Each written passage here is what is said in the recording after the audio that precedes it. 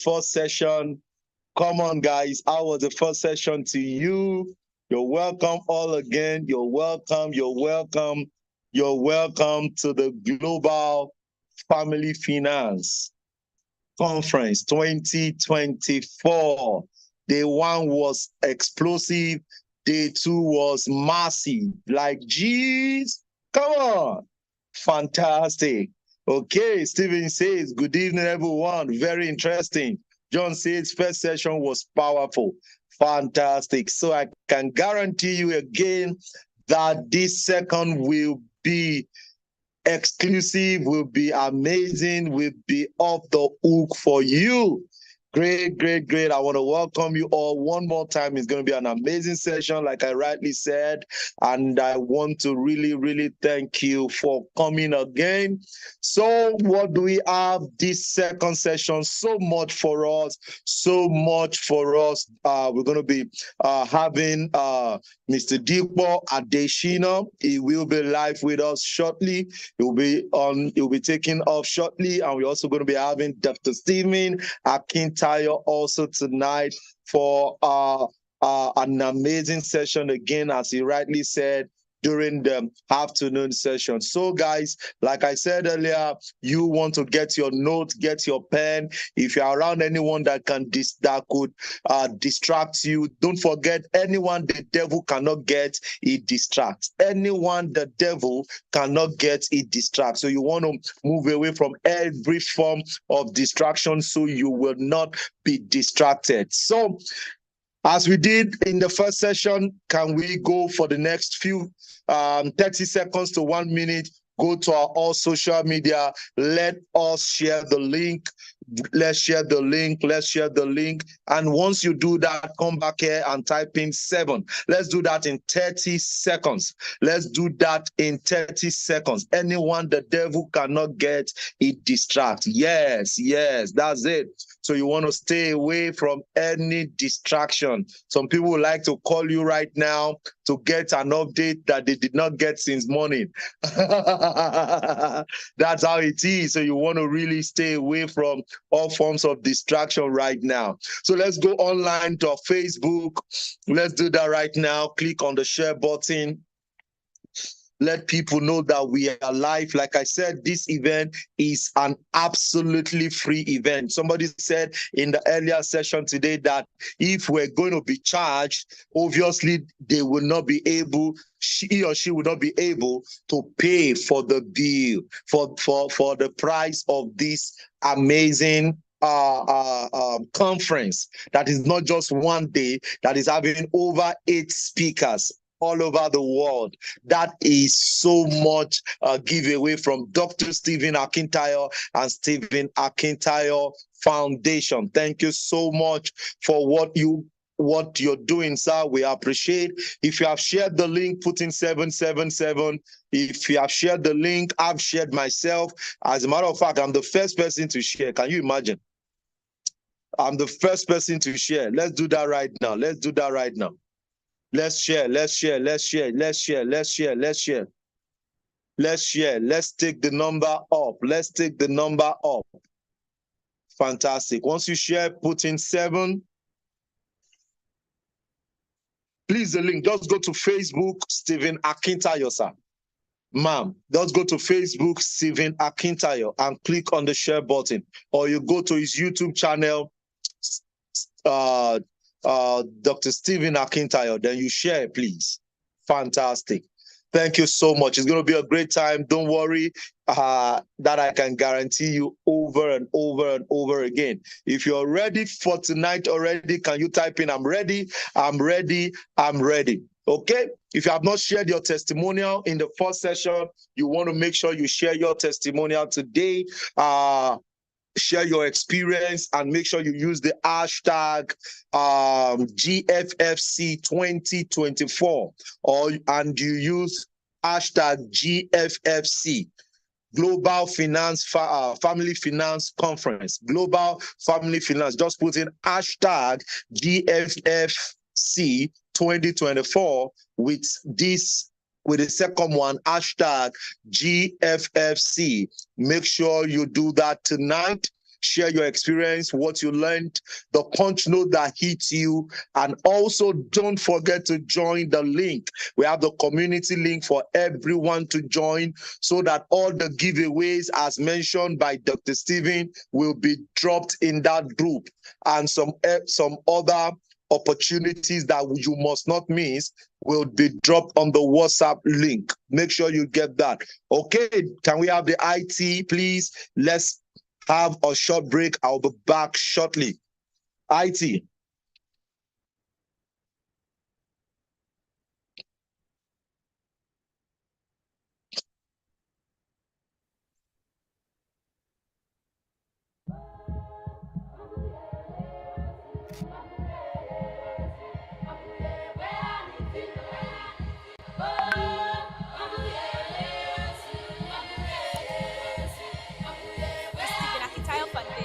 I've decided to come here in partner with Cocoa Food Bank, to feed over 500 people here today, over 500 widows, just to support them with our token.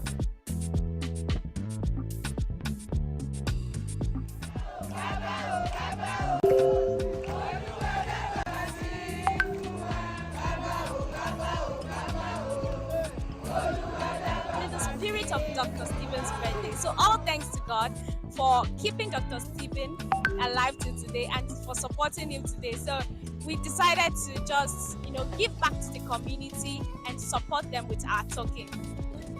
I thank Dr. Stephen Akintayo for the widows, the widowers, the non-widows who are here today. We really appreciate, and I say thank you to every one of one man.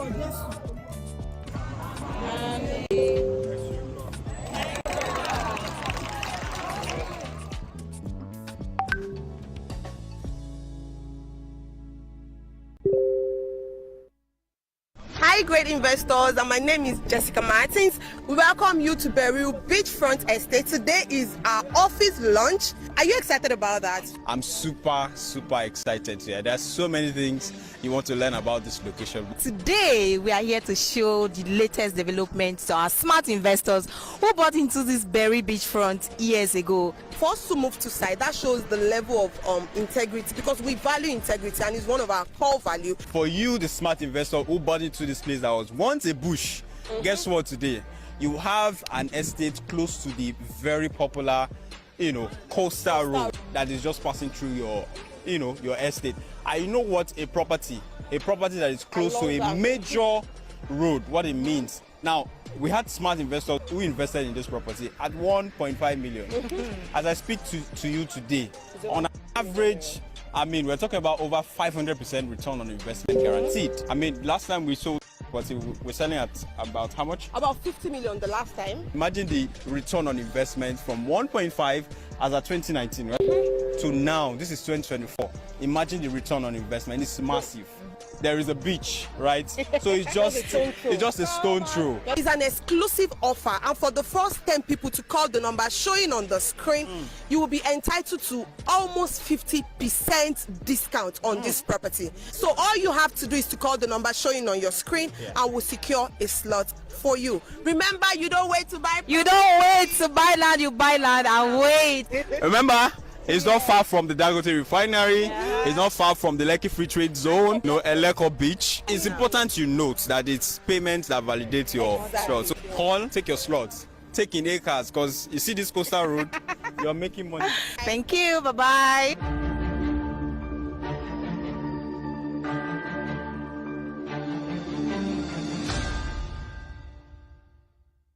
Hello everyone, my name is Goke Olabokunle, the CEO of GTEX and Associates. GTEX and Associates is actually the brokerage arm of GTEX Holdings. What we basically do is we raise and bring up brokers to be able to sell our properties. And the most juicy part of it is that you can make as much as 10% on all our properties that you sell. Imagine you make a sales of about 10 million naira, you make a percentage of 10%. That is 1 million going up to you in about 72 hours that you make that sales. Imagine you make a sales of 30 million naira. That is 3 million naira being credited to you. And we make this happen within 72 hours. Fantastic, you will say, right? And the most interesting part of it again is that we also compensate you with several incentives like cars, like household, and also important aspect of it again is that we also have incentive to also travel on tour with us outside the country. We also have the opportunity to also leverage on our training with Dr. Stephen Akintayo. You don't want to miss it. Guys, if you're there watching right now, just pick up your phone, reach out to us on this contact below, then we'll make it happen for you. Thank you. GTEX and Associates. I buy and make others buy. You were here before my first breath, and you'll be here when nothing else is left. You are mighty God, forever and always. One of the secrets that will bring you out of this prison, guarantee, whether you are guilty or not, is called joy. Tell your neighbor joy. Tell your neighbor, I refuse to lose my joy. I refuse to lose my joy. You were here before my first breath, and you'll be here, God, when nothing else is left. You are mighty, forever and always. Oh, you love me in spite of my flaws. And you hold me close, hey, in the midst of it all, God. You're a present help. I am so happy that Dr. Stephen Akintayo were able to do this, because I know many souls were lifted in this prison, especially having joy in whatever condition, whatever situation you find yourself, and forgive whoever that offended you. Personally, I felt it myself. I think I will also work on that. So it's a good outcome. Thank you, Mr. Stephen Akintayo. Keep doing this. Okay, today is a day the Lord has made, and we rejoice and be glad in it. It's a special day in the life of Dr. Stephen Akintayo, and him coming here to celebrate with the inmates is a good one, because his message of joy and love lifted so many souls, and they know that they have a future, a bright future.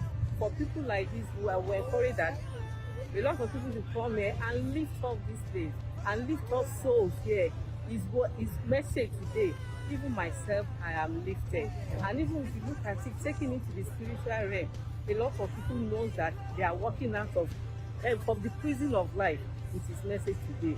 And we pray that God will bless him, give him long life, and the ability and enablement to do more in our society at large. Thank you.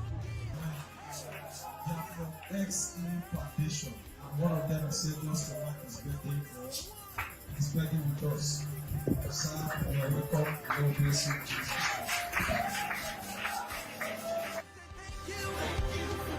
I came here tonight to say thank you for making the way. Thank you for being. Hi everyone, my name is Jessica Martins and I'm the sales manager for GTEX Homes, and today we have a client visiting us here at Jasper Gardenia. So I'll just be asking him what his experience has been, because he has gone up to check everything we have. We also saw you with Alexa, commanding Alexa to turn on the light, open the curtain and everything. What do you think about that, sir? Okay, that's okay. Do you like the father? Centralized arrangement. Beautiful. Centralized arrangement. So You like- just more like it. So you like the fact that it's an automated house? Yeah, just like that. Okay, so lastly, would you recommend this place for anyone, sir? That's why I'm here. So I'm here to recommend to many people. Same thing with my brother. Sure, you understand? Yeah. Beautiful. Okay, thank you so much, Daddy. Sir, please, what do you think about this place? You've gone around to check everything, and you saw that it's a smart home. So what do you have to say basically about what you've seen so far? To me, I can see everything is automated and very, very perfect. I like something like that to be located in my home. In your home? Yeah. So would you recommend this place for anyone? Very, very sure. Very sure. Thank you so very much, sir. So you heard it all. You can come here to have an experience. We take you around. We show you what we have on site. And I'm sure you will fall in love at first sight. Thank you so very much. My name is Jessica Mattis, and I'm signing out from Jasper Gardenia. Hey guys, how you doing? Okay, welcome back. Today, like I said, it's going to be a blast. Like I promised you all, and I'm sure we all are ready. We have an amazing topic before us today, and there is no other person that can break down this ice than a friend of mine, an amazing, amazing brother who understands the nuts, and he will be taking us through an amazing flight. So get ready, put on your seatbelt. Is going to be all the way. The topic before us is why every family need insurance and strategies for financial parenting. Why every family needs insurance and strategies for financial parenting. Insurance is very, very important. As we get exposed to making money, begin to plan better for our lives, you want to begin to leverage on the insurance offers around you. It's like, I can tell you, it's one of the best decisions personally I've decided to do. I'm working on already. You know, when you build wealth to a level, one of the things to keep it is to insure it, to build a trust around it. There are several approaches to it, and this phenomenal leader will be breaking that down for us with several other finance parenting strategies that he has implemented. And I'm really pumped up about this tonight. So you don't want to miss out at all. Don't forget, don't be distracted at all. IT, can we have the intro for my amazing brother and friend, Dipo Adeshina?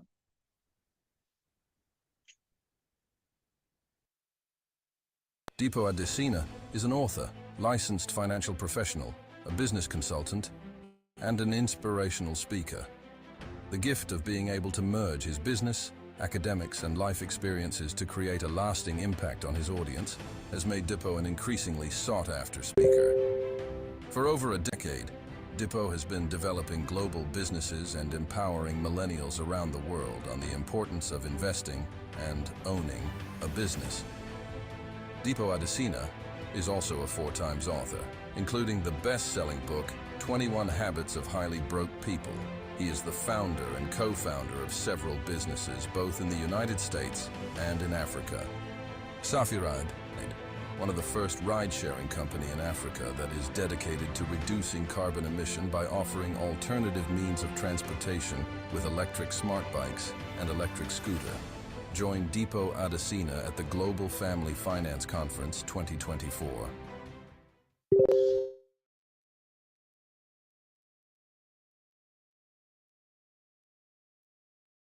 All right. Great afternoon, great evening, everyone. Thank you all so much for the opportunity to speak this at this amazing conference. Actually, let me share my screen in a second. And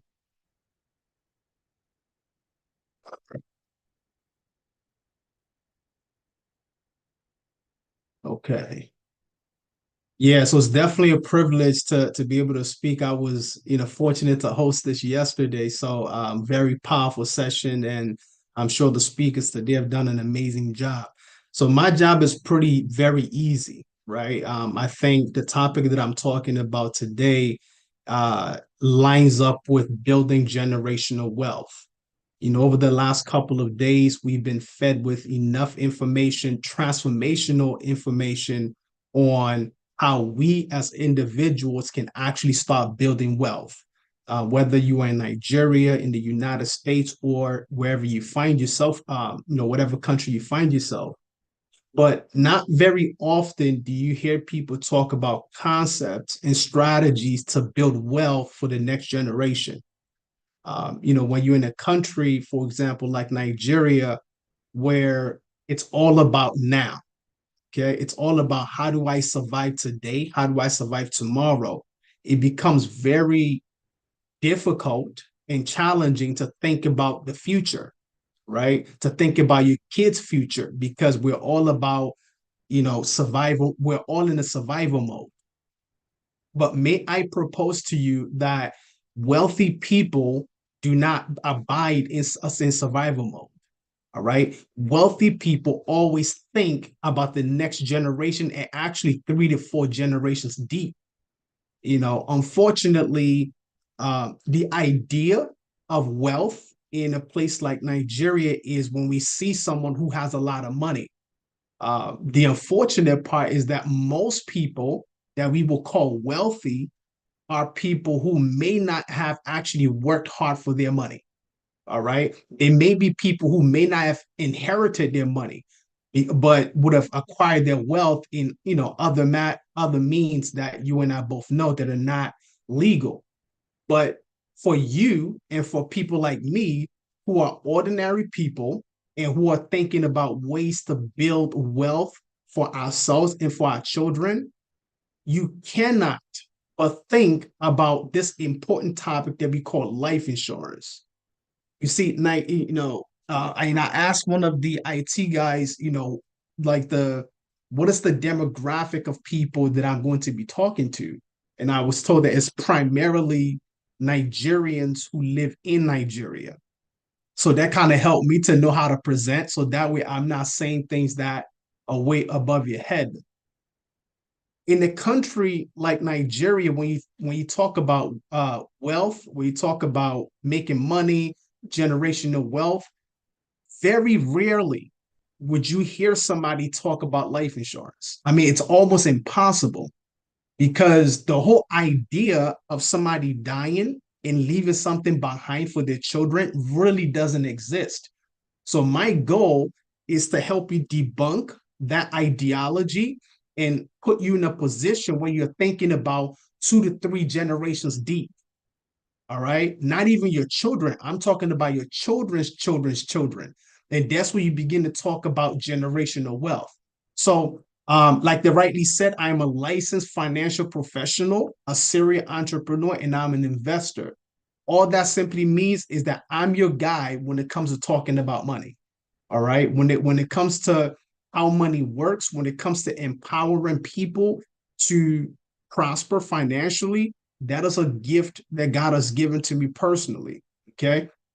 So like that they said in the audio on the introduction, I'm an author. It's actually 5 times author now because we've launched our last book, Finance 101 for Kids, the ABC of Money. Right. So if you have kids and you're thinking about teaching them about wealth, there are certain there are terminologies that they need to start understanding from a very young age if they're going to become, financially intelligent. When you talk about generational wealth as well, it's not just about passing money to the next generation. It's about education, right? What are you teaching your kids about money? What do you know about money? See, a lot of us will acquire knowledge in these types of events, right? Or seminars, webinars, and we become more smarter with our financial resources. We start businesses, but are we transferring that knowledge, that information to our kids? Because that's part of the generational wealth process. You can't have generational wealth without educating the generations to come on how wealth principles work. It will be a total disaster for a parent to work so hard, generate or build an empire, and to transfer all the empire to a child who maybe, might have been become an adult, who might have become an adult at that point, but that person lacks financial IQ. Doing so is practically setting up that child for failure. All right. And that is why I strongly believe that every parent must get to a point where they're educating their children about how wealth and, about how wealth building process works. The school system is not going to do it. In fact, I'm doing a series now in my church where every Wednesday during our Bible study session, I'm practically teaching for the next 20 weeks on kingdom economics. And one of the things that I'm going to be teaching is how do we empower the next generation on how money works, right? Because The school system is not designed to teach us about wealth. Okay. The working environment, where you work to get your daily bread, they're not going to teach you how to become wealthy. So the question now is, if we spend most of our lifetime going to school, but we didn't learn how to build wealth, we spent the rest of our other half of life going to work and nobody taught us how to be wealthy, who exactly is going to teach us how to become, how to build wealth? Right. And that's why these types of events are important. And that's why it's important for you to also transfer that same knowledge to your children. Okay. So just wanted to share that with you before we actually get into this thing we call life insurance. Now, first thing I want you to understand is there's something we call the hierarchy of financial needs.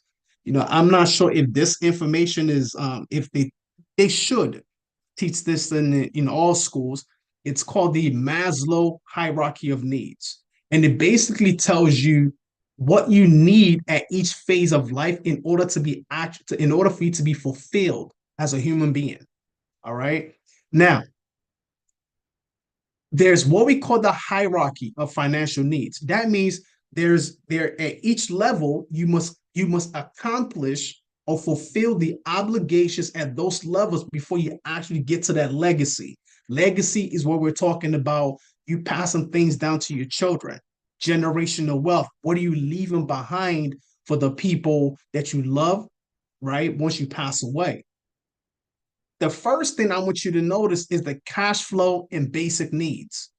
See, in the cash flow and basic needs, this is where your primary goal is to make sure that you have food, you make sure you have, housing, transportation, and daily expenses.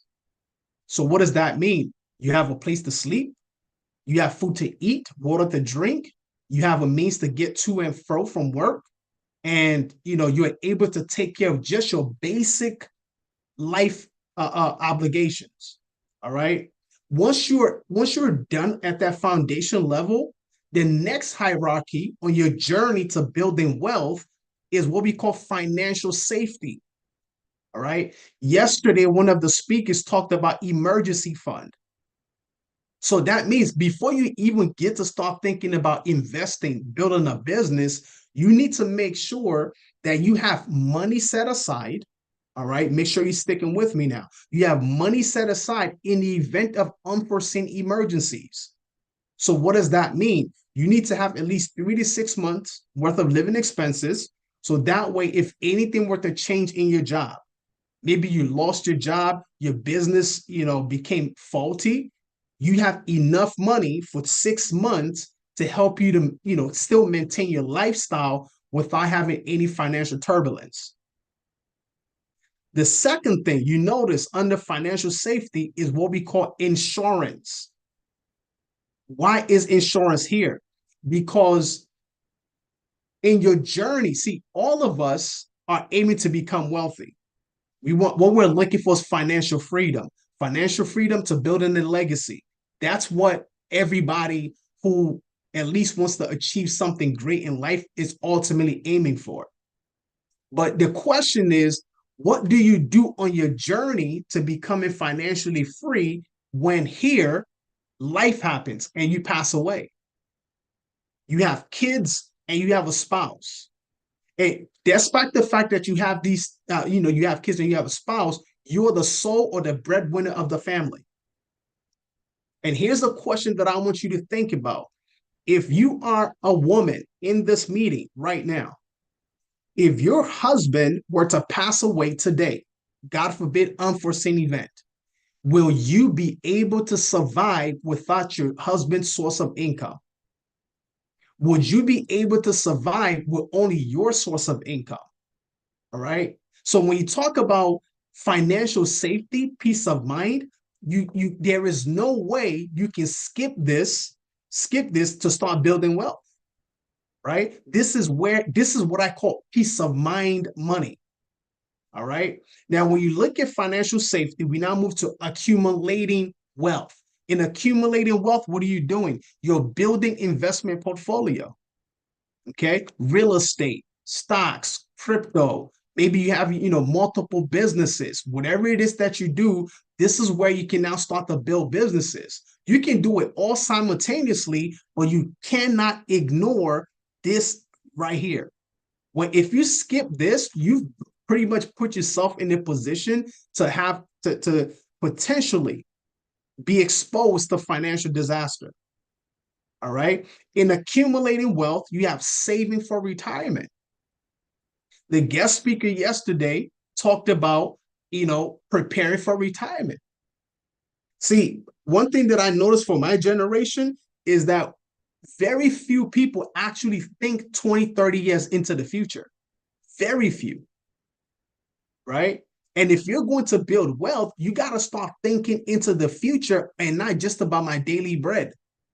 Because if you're just about your daily bread, you'll be surprised that if you're 40 today, before you know it, you're 50, before you know you're 60. And because you didn't prepare, now you're still struggling in life because you didn't make the necessary preparation.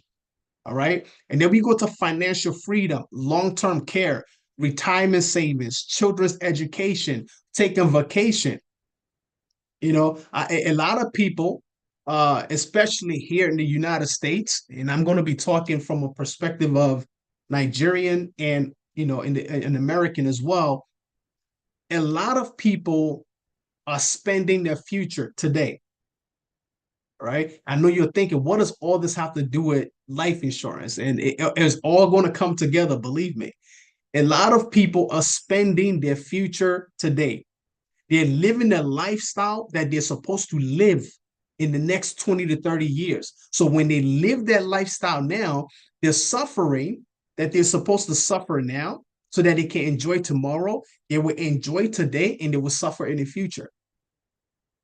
So when I see young boys and young people, in a place like Nigeria, unfortunately, where they're driving cars that people who've been way much older than them are driving, and they didn't work hard for those cars. They, go about doing it in dubious means, and they think they're enjoying life. Listen, you cannot shortcut or shortchange life. It's not possible. You cannot cheat life. You will always reap what you sow. So that's why it's important for all of us to be thinking about what financial seed can I be sowing today in order to be able to reap something tangible in the future. Very critical. And then when we look at the top of the pyramid, we now have legacy. So legacy is all about estate planning. Right? You've built businesses, you have retirement accounts, you have investments. You're now thinking about, all right, how do I transfer these things to the next generation? Right? Tax planning, all right, and business succession and things of that nature. These are all critical information that everybody ought to know. But what I want you to understand here is that the beginning and the genesis of your wealth building process starts with having financial safety. Financial safety. My father passed away going on 2 years now, right? He was very sick, and we flew him from Nigeria. We brought him here to the United States, tried everything, paid medical bills left and right. Nothing worked. He went back to Nigeria, and a couple of months later, he passed away. Now, fortunately, my father, he owns properties, lands, and things like that we were able to inherit. But he didn't have life insurance, because the older generations didn't think about stuff like this. But I always ask myself this question, and knowing what I know today about life insurance, personally, if I knew, I would have taken out a life insurance policy on my dad. Not because I think, I wished him evil, but the bottom line is that at some point, whether you are Lazarus and you died in 4 days, you rose again, you're still going to die. All right. We're all going to leave this planet at one time. So part of generational wealth thinking is, how does the next generation leave inheritance for the next generation so that they can continue to pass it on? Right? Had it been my father had life insurance, he potentially would have left that money to my mom, right? Where she's able to use it to, continue her life, right? But the essence of having assets, buildings, you got to understand, having buildings and real estate is not liquid assets. All right. You still have to sell it for it to be liquid. But when you talk about life insurance, we're talking raw cash, meaning the moment somebody passes away, the insurance company will pay out that money that you not have money to work with. You see what I'm saying? So now, 4 kids, I'm the oldest. Thank God financially, me and my siblings were doing okay. We're able to take care of our mom. Right? We don't really need the insurance money from our dad, but think about millions of other families who need that type of financial support. My mom would have been extremely grateful if my dad left her, 10 million naira in life insurance, or, here in the United States, you said $200,000, something like that. That is how you build wealth. That is one of the strategies wealthy people use to transfer wealth to the next generation. But it takes a person who has a high financial IQ. It takes a person who's selfless and not thinking that other people are wishing them evil to actually use this as part of a wealth building process. Because one of the challenges in Nigeria is, we have this where we are very spiritual minded. Anything that we think about, anything that sounds too funny, we automatically start thinking spiritually. We automatically start thinking that people are wishing us evil. I'll give you an example. I was doing a presentation for a gentleman. Actually, he called me, all right, here in the United States, and that he needed a life insurance policy. I said, okay. So we started going through the process.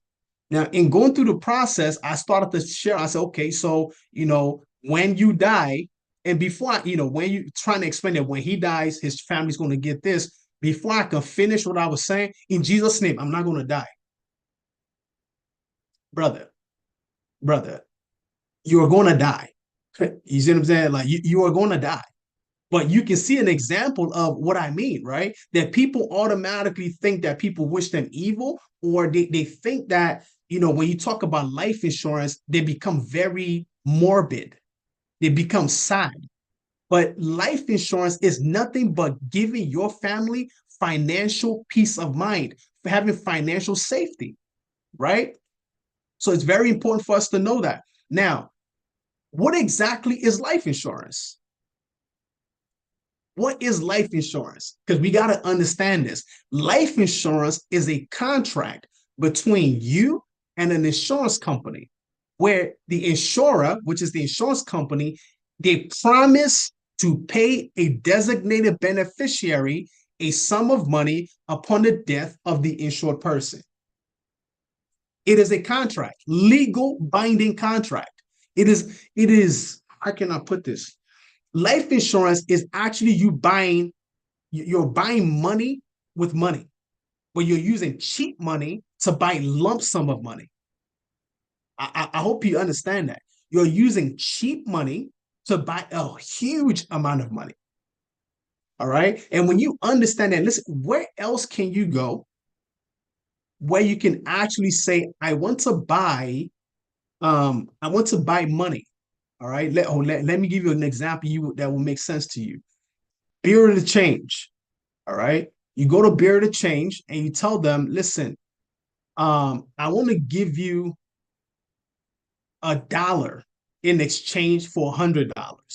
Or for every $1 that I give you, I need you to give me back $100. Mathematically speaking, it sounds crazy. But when it comes to insurance, that's all that is. You're using cheap money to buy a whole lot of money, right? Now, in some cases, right, it may benefit you while you're still alive, and we'll talk about that. And primarily, it's going to benefit your loved ones when you pass away, right? But like I said, it takes a selfless person to start thinking about the future of their children and generations to come. If a truly wealthy person is a person that not only thinks about now, but thinks about 3 to 4 generations down the road. Okay, so building wealth through life insurance provides an immediate financial cushion to your family in the event of untimely demise, ensuring that they can still maintain their standard of living. One of the unfortunate things we see in Nigeria is that when somebody passes away, let's say it's a parent, they pass away, their children are left alone. They start going to live with their uncles, their auntie, their grandparents, and their lifestyle drastically reduces. Right? Why? Because there was no financial safety in place to make sure that the children maintain their lifestyle. Yes, the truth is we all pray to live a long life. All right. You're in here right now. Nobody prays to die tomorrow. Nobody prays to die next year. My father was thinking he's out of 11 kids, he's number 7. Right. He still has older brothers, older sisters. All his younger siblings are still alive. But he just, life happens. Right? So even though we plan to live long, the question is, if something happens today, will your children, will your spouse, will they be able to survive in the type of economy that we're in this world today? Will they be able to survive under Tinubu's regime, right? Or Buhari, or whoever the president is going to be, right? Would they be able to survive under the current inflation that's currently taking place in Nigeria's system? If the answer is no, then you got to just think and say, listen, out of what I'm bringing in my business, out of what I'm bringing in from my normal job, what can I set aside to actually secure the future of my household? Now, personally, I'm 38 years old. All right. I've been married this year, December 10th, will make it 12 years. So I got married when I was, I got married when I was 25, 26, thereabout. Have 3 kids. My son is turning 11, my daughter's 9, and my other son is 6 years old.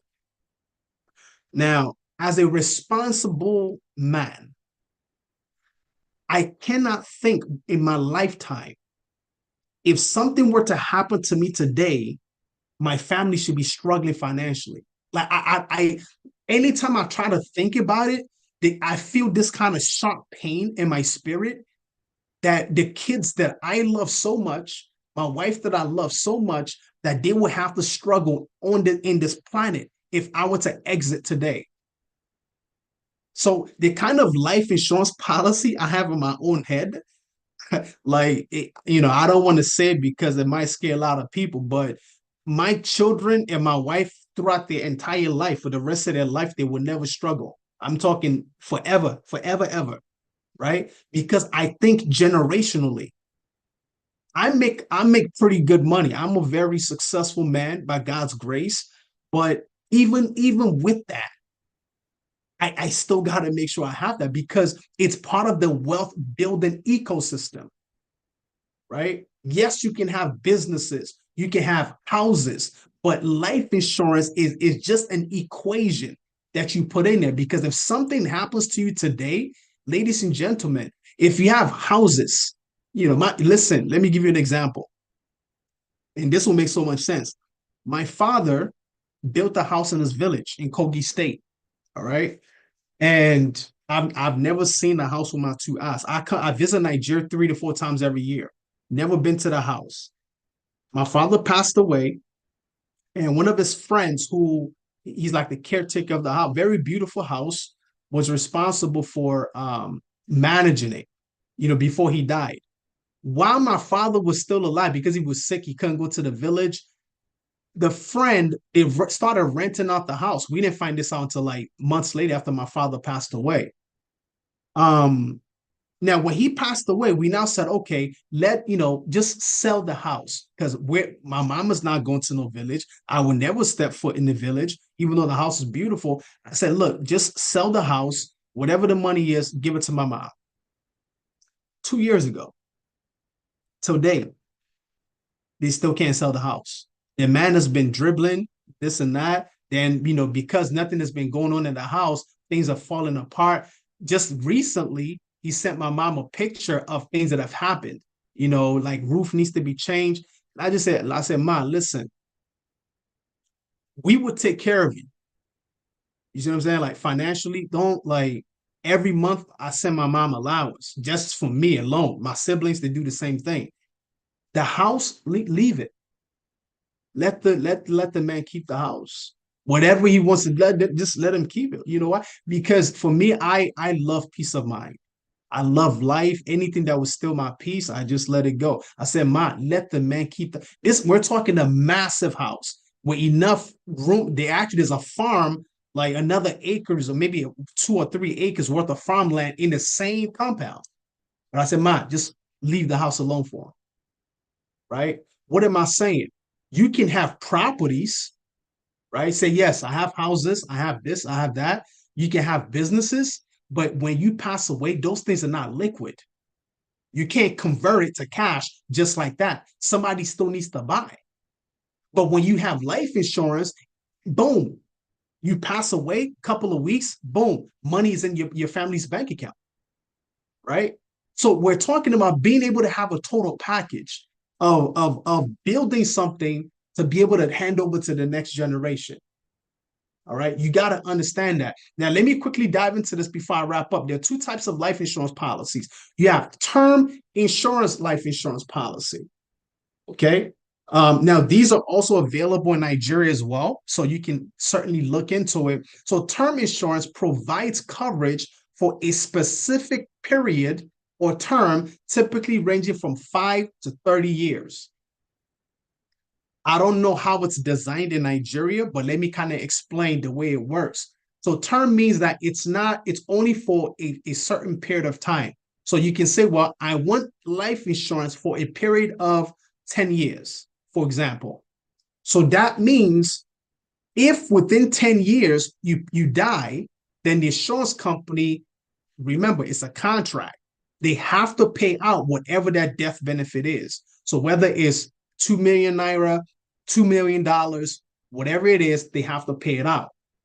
But if you live one day above that 5 or that 10-year period, that insurance policy is canceled.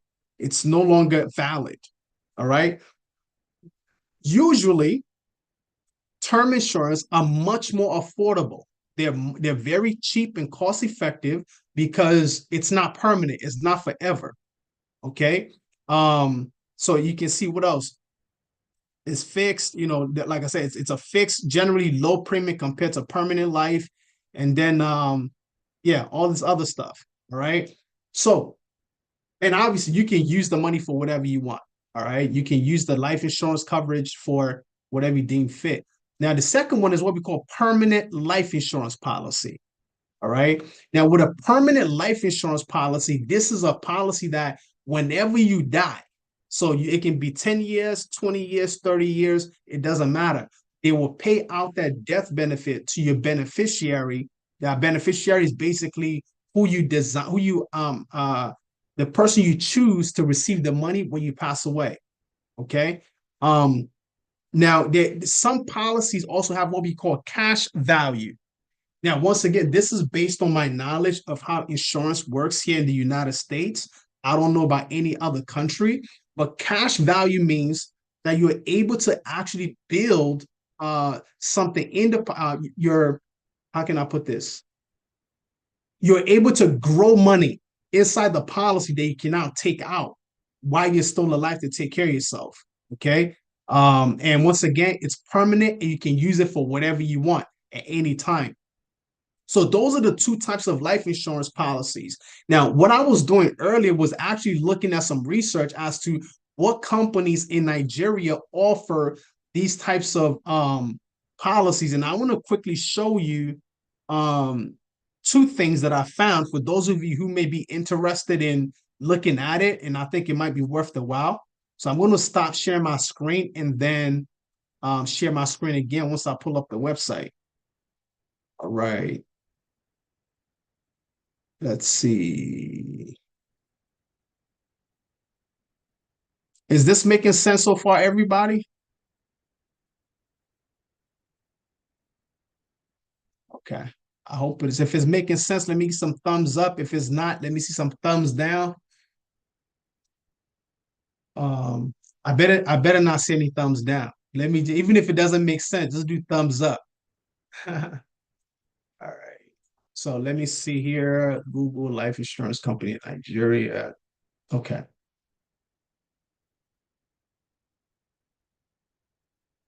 All right. So I'm sure you guys might have heard of Leadsway in Nigeria. So this is just some of the stuff that I saw that I thought might be valuable to you guys. Okay. So you can see Leadway Assurance. Hey, what is it showing? Okay. Leadway Assurance. And okay. So you can see, just like I explained, right? Term insurance, very straightforward, doesn't come with many bells, blah, blah, blah.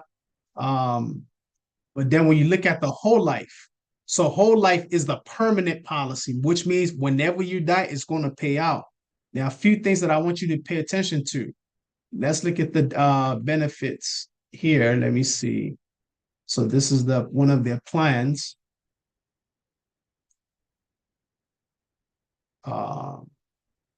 Wait, there was something that I saw. Hold on.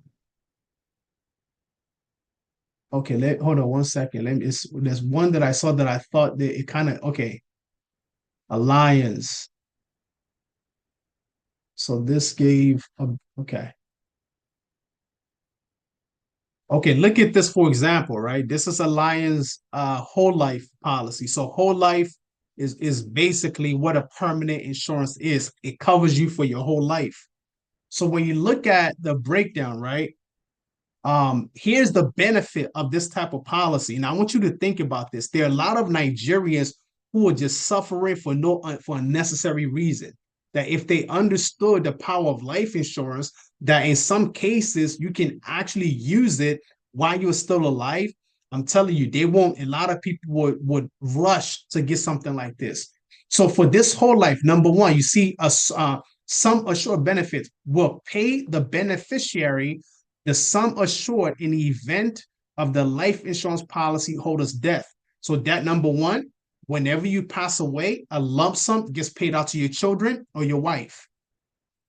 Critical illness. This is a big one in Nigeria. They will pay 70% of the sum upon diagnosis of critical illness or further, and a further 30% of the lump sum assured, blah, blah, blah, into death benefit. What does that mean? That means that if a person who has this type of insurance policy becomes critical, they have critical illness, all right? That means that from the death benefit, they can have up to 70% of that money while they're still alive to take care of their health.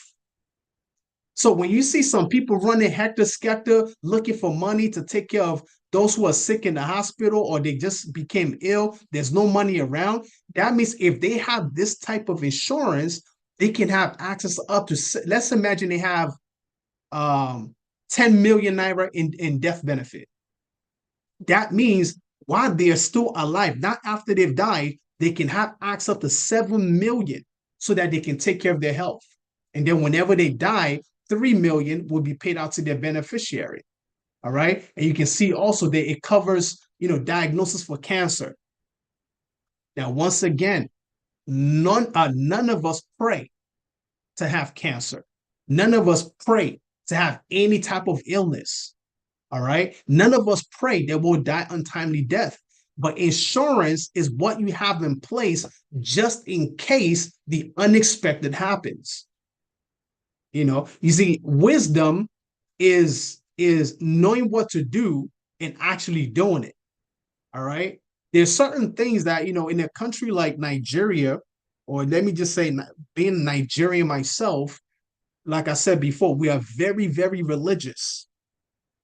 Everything that happens, we want to go to church, we want to fast, we want to pray, we want to rebuke, we want to bind. Listen, I do all those things and they're great. But there's some things in life that God has just put in place just to help us to grow in wisdom. All right. They're just basic things. They're basic financial principles and laws that if you apply them, you will become wealthy. All right.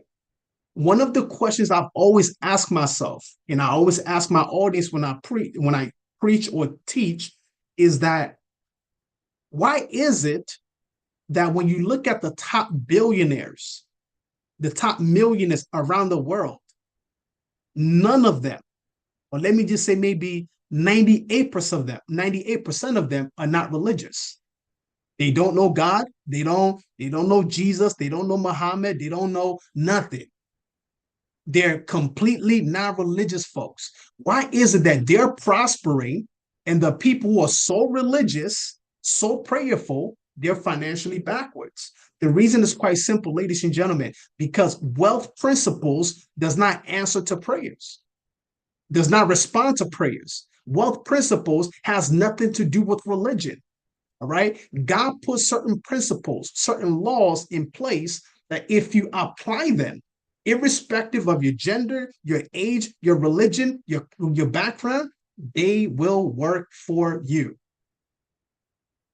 So it's part of a wealth principle, a generational wealth principle, that if you're going to build generational wealth, you have to do certain things, put certain things in place, so that way your family don't have to struggle. All right. I'll leave you guys with this right here. Right. Well, let me stop sharing this screen, then share my last slide, and then I'll open it up for Q&A. Where is this thing at? Okay.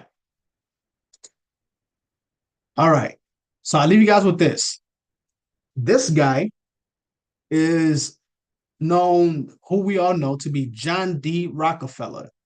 For those of you who don't know who Rockefeller is, go and research him, go and Google him. This was the first millionaire in the United States over 100 years ago.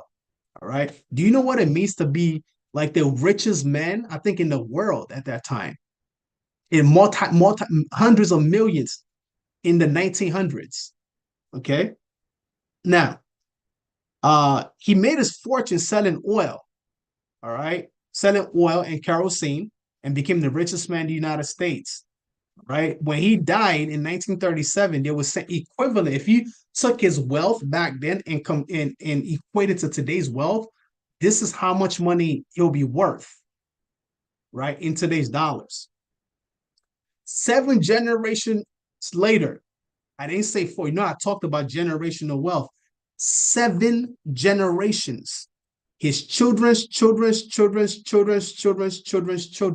later, they are still estimated. This number is actually off a little. They're still estimated to be worth over $10 billion. 7 generations. One of their secrets was the ability to leverage a permanent life insurance policy like I just shared with you. And here's what they would do. Number one, he had life insurance policy on themselves, but here's their second strategy. Every time a new child was born into the family, they would get a life insurance policy for each child. All right. It was just a family culture.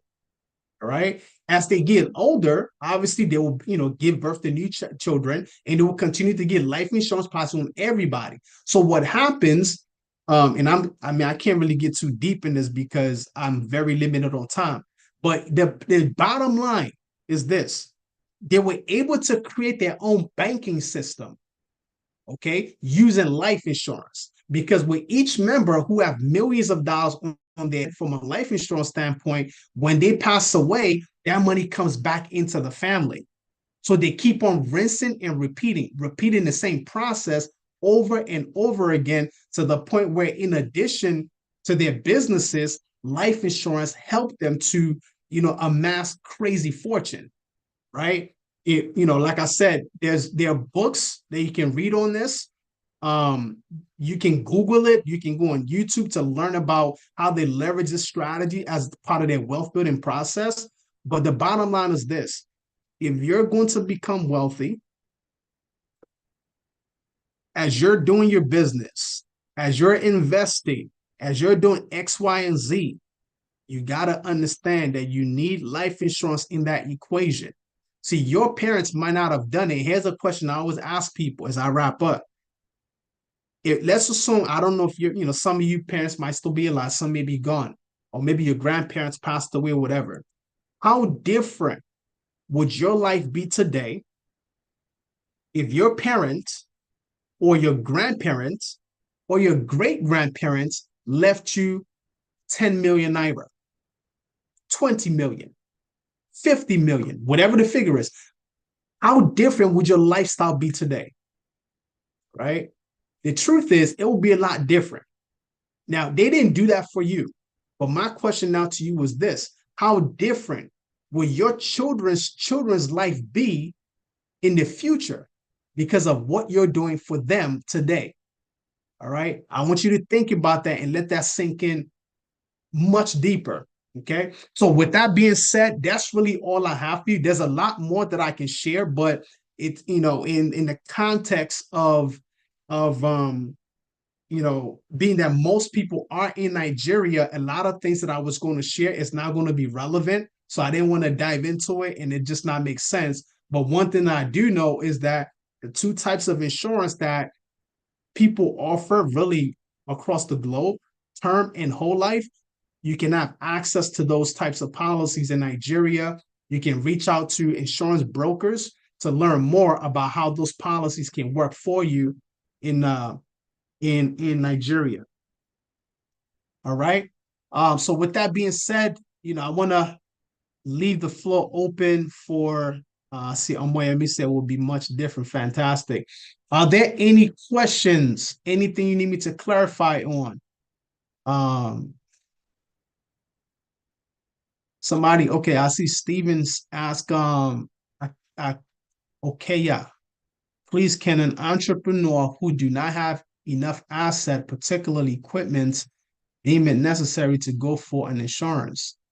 So if you're talking about life insurance, anybody can get life insurance, right? It's not, I think as long as you're in Nigeria, I'm not sure what the age is, but here in the United States, as long as you're 15 days old, you can get life insurance. But yeah, if that's what you're speaking of, yes, you can certainly get life insurance. All right. How do you situate insurance with pension? Can you clarify that question? I'm not quite sure I understand what you mean by that. So John, if you can rephrase it a little, that'd be great so I can know how to answer that.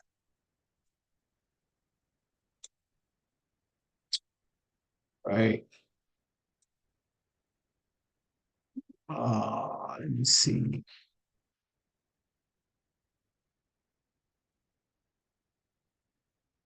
Thank you so much. I see the comments in here. Okay, so I see Oluwatosin said, can you give some more exposition on how life insurance accelerate wealth creation process? In other words, how can it be a method for wealth building? So part of the thing that I talk about is, number one, get transferring wealth to the next generation without teaching them wealth principles. It's disaster waiting to happen because they will squander the wealth. It can actually cause them to be more wretched. So the first thing is that you want to make sure that you're educating the next generation about wealth. But the biggest piece is that you're able to, like I said earlier, you're able to buy money with cheap money. All right. Because whatever value of insurance you're paying for is going to cost you a fraction to get that amount. All right. For example, you could possibly get like $1 million naira policy, life insurance policy, and you're only paying 10,000 naira for it. Right. On an annual basis, that type of thing. So when you're thinking about transferring something to the next generation, it's about putting them in a position where they're still able to maintain the same lifestyle they have while you're still alive. But more importantly, they're able to live a better lifestyle once you're no longer around, right? So that's the whole concept of life insurance as a means to ensure that the people that you leave behind will not be struggling financially. All right. As a family, we will get to work on this and ensure every one of us get it. Olabisi, perfect. I love it. All right. Can a man of 70 years take life insurance? Great question. So here in the US, you can, but it's usually much, much more expensive. So in Nigeria, you will probably need to find out the context to see if that's possible. Because you remember, insurance is all about risk. All right. So the insurance company have a way of deeming the risk factor before they insure somebody. So obviously someone who's 70 is much closer to, leaving this earth compared to someone who's still in their 30s. All right. So those are things that you want to find out.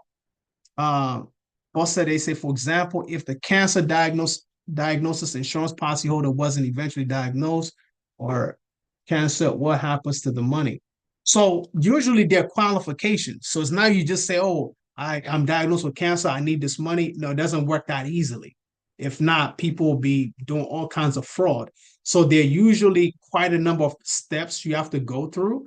Some insurance company may need documentation from your doctor, specifying exactly what they've seen, what the situation is.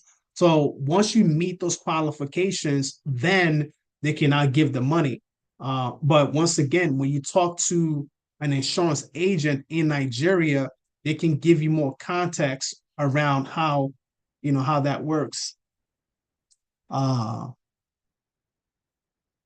Okay, John said, if you have substantial pension, can it cover insurance? Yeah, I mean, that's another form of insurance, because if something happens to you, hopefully whatever that pension is, that will go to your family, right? So that's another way to look at it, certainly.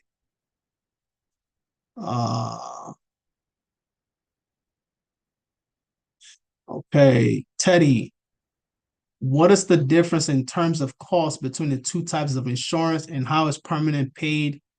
I mean, is it yearly or what? So the cost is usually at least here. So anything that I say is based on my knowledge of how things work in the United States. Term insurance are usually a lot cheaper than permanent insurance. Once again, you need to talk to an insurance agent in Nigeria. Now, how is permanent paid for? You can pay for it either monthly, quarterly, every 6 months, or annually, right? Those are options that oftentimes the insurance carriers will give you the option to choose from. All right. Okay, I think that's all I got.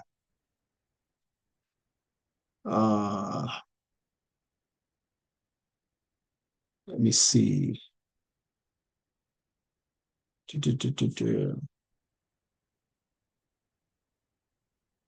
Okay. Any other questions? All right.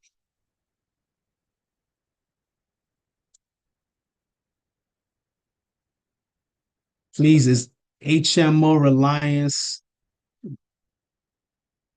Life is HMO Reliance Life Insurance? I'm not sure. So like I said, I'm not going to lie to you. I have very limited knowledge on how life insurance works in Nigeria, right? But generally speaking, the concept is the same.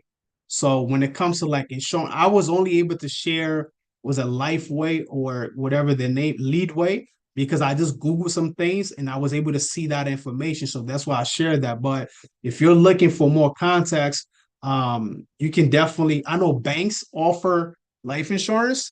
I know Access Bank, when I was in Nigeria a couple of sometime last year, one of my bankers was trying to offer me insurance, but I didn't take it because I already have enough. But there are plethora, there are a lot of people that offer that insurance. So you can you can certainly do that. Oh, okay.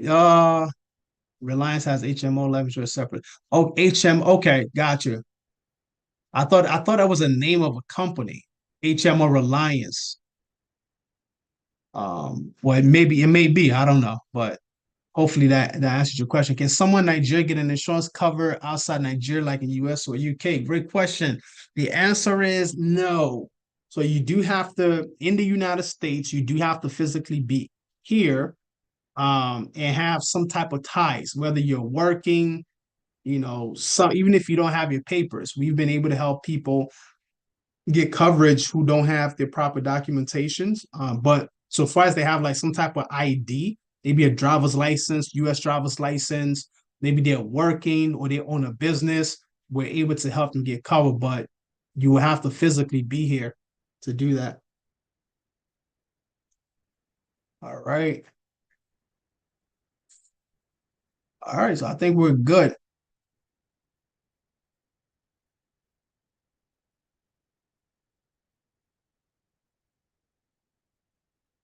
Oh, okay. Thank you so much for sharing that, Ijoma. Perfect. Thanks for sharing that. But yeah, guys, so if you want to follow me, you can definitely check me out on Instagram. You can check me out on TikTok. You can check me out on Facebook. Type in my name, Dipo Adeshina. I have to say it in a way that everybody will understand, but usually I say Dipo Adesina and be like, what? So, just let me Nigerianize it. So Dipo Adeshina, Dipo, last name Adesina.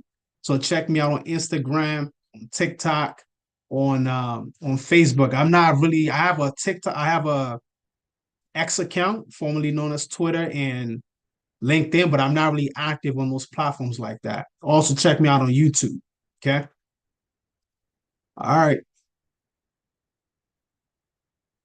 All right, so I think we're good. IT, take it away, guys. It's been my pleasure being one of your guest speakers. Hopefully you've gotten value. Like I said before yesterday, don't just take notes. Don't just listen or spring into action. All right. Thanks a lot and God bless.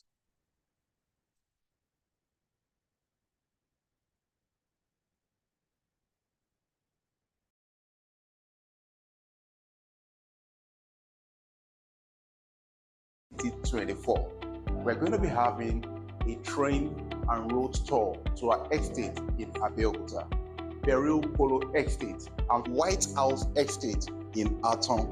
So listen to this part, guys. It's going to be fun-filled. It's going to be exciting. We're going to have our ambassadors and celebrities there. I'm sure you don't want to miss this. We've done this before, and we've carved out a way to do it in a much more better and more exciting way. So for all my associates out there, I'm calling on you today. Let's make fun and make money together. See you guys. Thank you. G-Tech and Associates. I buy and make others buy. I have so many power. Le Baduse play Lamande. I have Santus and the Torias. I have Ramande. I have Abido Shaker. I have never touched those ones. I have Sepre. When it comes to power, I have Rebadu. I have Gantu Kagantusa. I have Ndaboski Paus. Transform your life with Dr. Stephen Kintayo's empowering books. From financial management to entrepreneurial strategies, these books are your blueprint for success. Get all 5 books for a discounted price and receive 6 additional books for free. Don't miss out on this incredible offer. Use coupon code COUPLE and visit www.stephenakintayo.com GFFC Piromo to order now.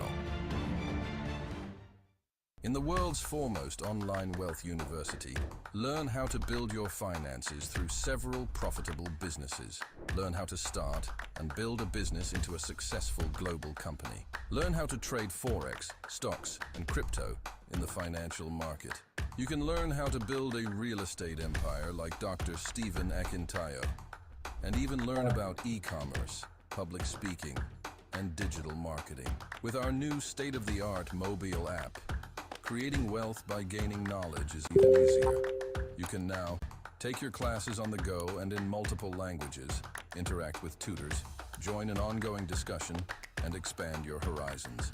Download the Stephen Akintayo University app today and start your journey to financial freedom.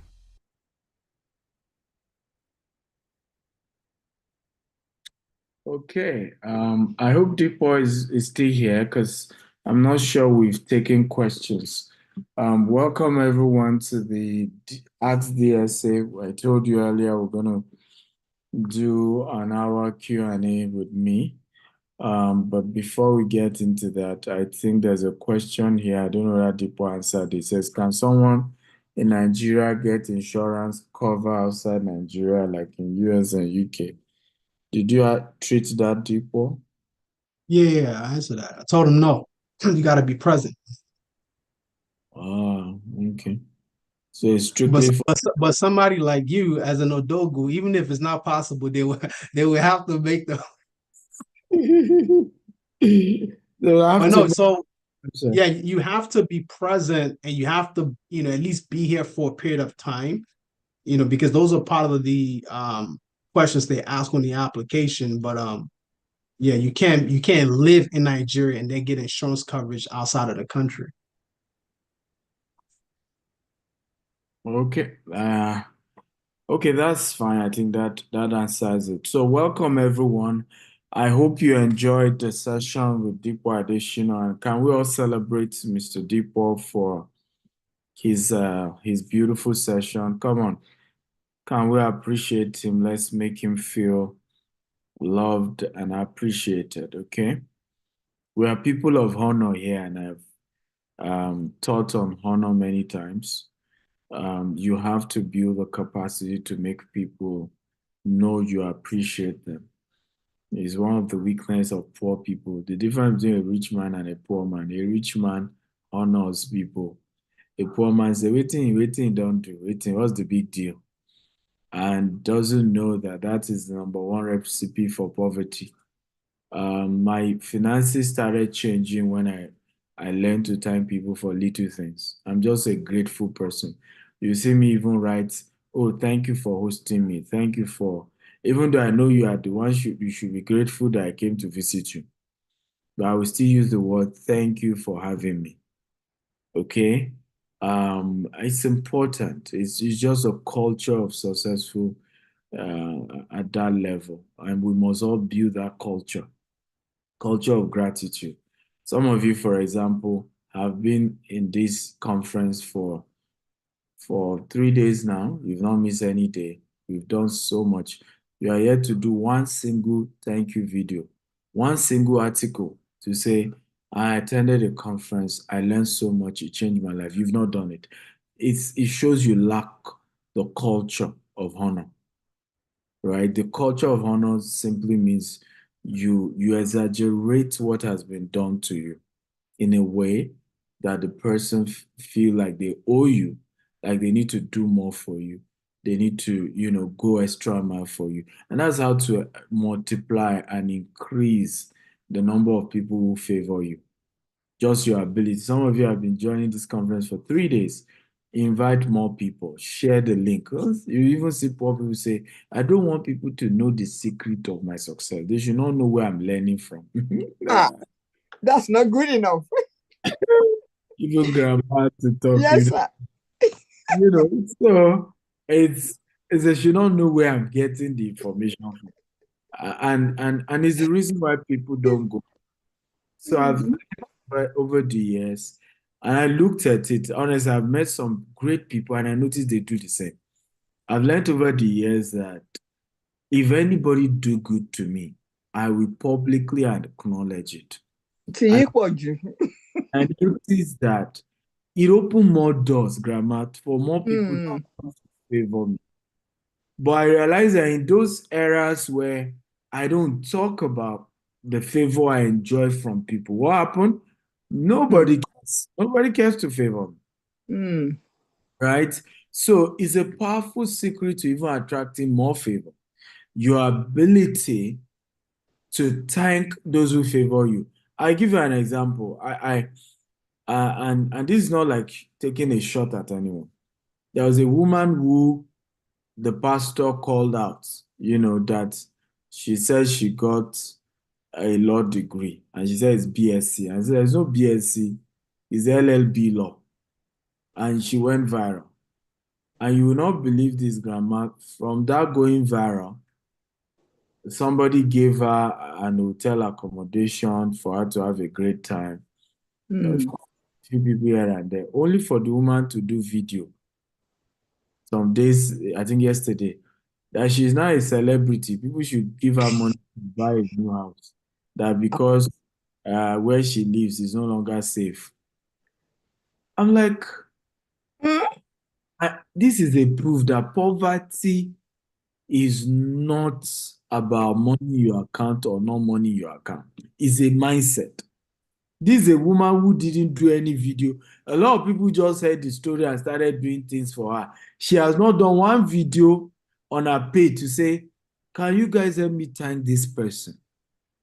He invited me to Port Harcourt. He did this for me. He did that. She has not done. All she's doing now is to say, I need more. It's called entitlement mentality. And that's how people, the poor get poorer, the rich get richer. Ability to be grateful. These things is how people become a lot more richer. So please, if that's what we all pick from here, let's not forget it. Let's not be take things for granted. So I noticed it's a major thing with poor people. It's not enough. It's not enough. It's not enough. Oh, no. You are be grateful for the little that you get, and that's how you get more. So who is grateful in the house? I haven't heard. I am grateful. No. I'm grateful. I'm grateful. I'm grateful. I'm grateful, God. Thank you, Lord. Thank you. We'll do Q&A now. I know Deepo is still here. Grandma is also here. I want to just do Q&A for the next 1 hour. What are the questions you have? Business challenges, financial challenges, how to structure things. Okay, we're here and I would love to answer them. I charge $2,000 for 1 hour coaching session. You can book, but today you have a free one. I hope you will take advantage of it. I'm here to take your questions. And let's have them. I think the first question is in. Please quickly ask your question, because many of you, is when others now ask their question, that your own question will now, their question, we invite your own question to ask a question. And by the time you now start sending it in, we may now have too many questions to leave. Now we may end up missing your own question and not be able to answer it. So drop your question on time, ladies and gentlemen. Drop it. Ijeoma says, I raised this question at the afternoon, but you told me to bring it this evening. Oh, yes, I heard. Yes. As an expert in property, my question is on land and property. I have a property that is giving me concern because it is 600 million, 6 plots, empty, 4 plots of land, and 2 plots has been complete story building in each, and can't get a client for it. What do you do, or what am I doing right? The location is in Port Harcourt and is in town. So when you say town, where in Port Harcourt, really? Where is town? Is it GRA? Is it where in town? First question, I need you to know that Port Harcourt has its own unique challenges at the moment.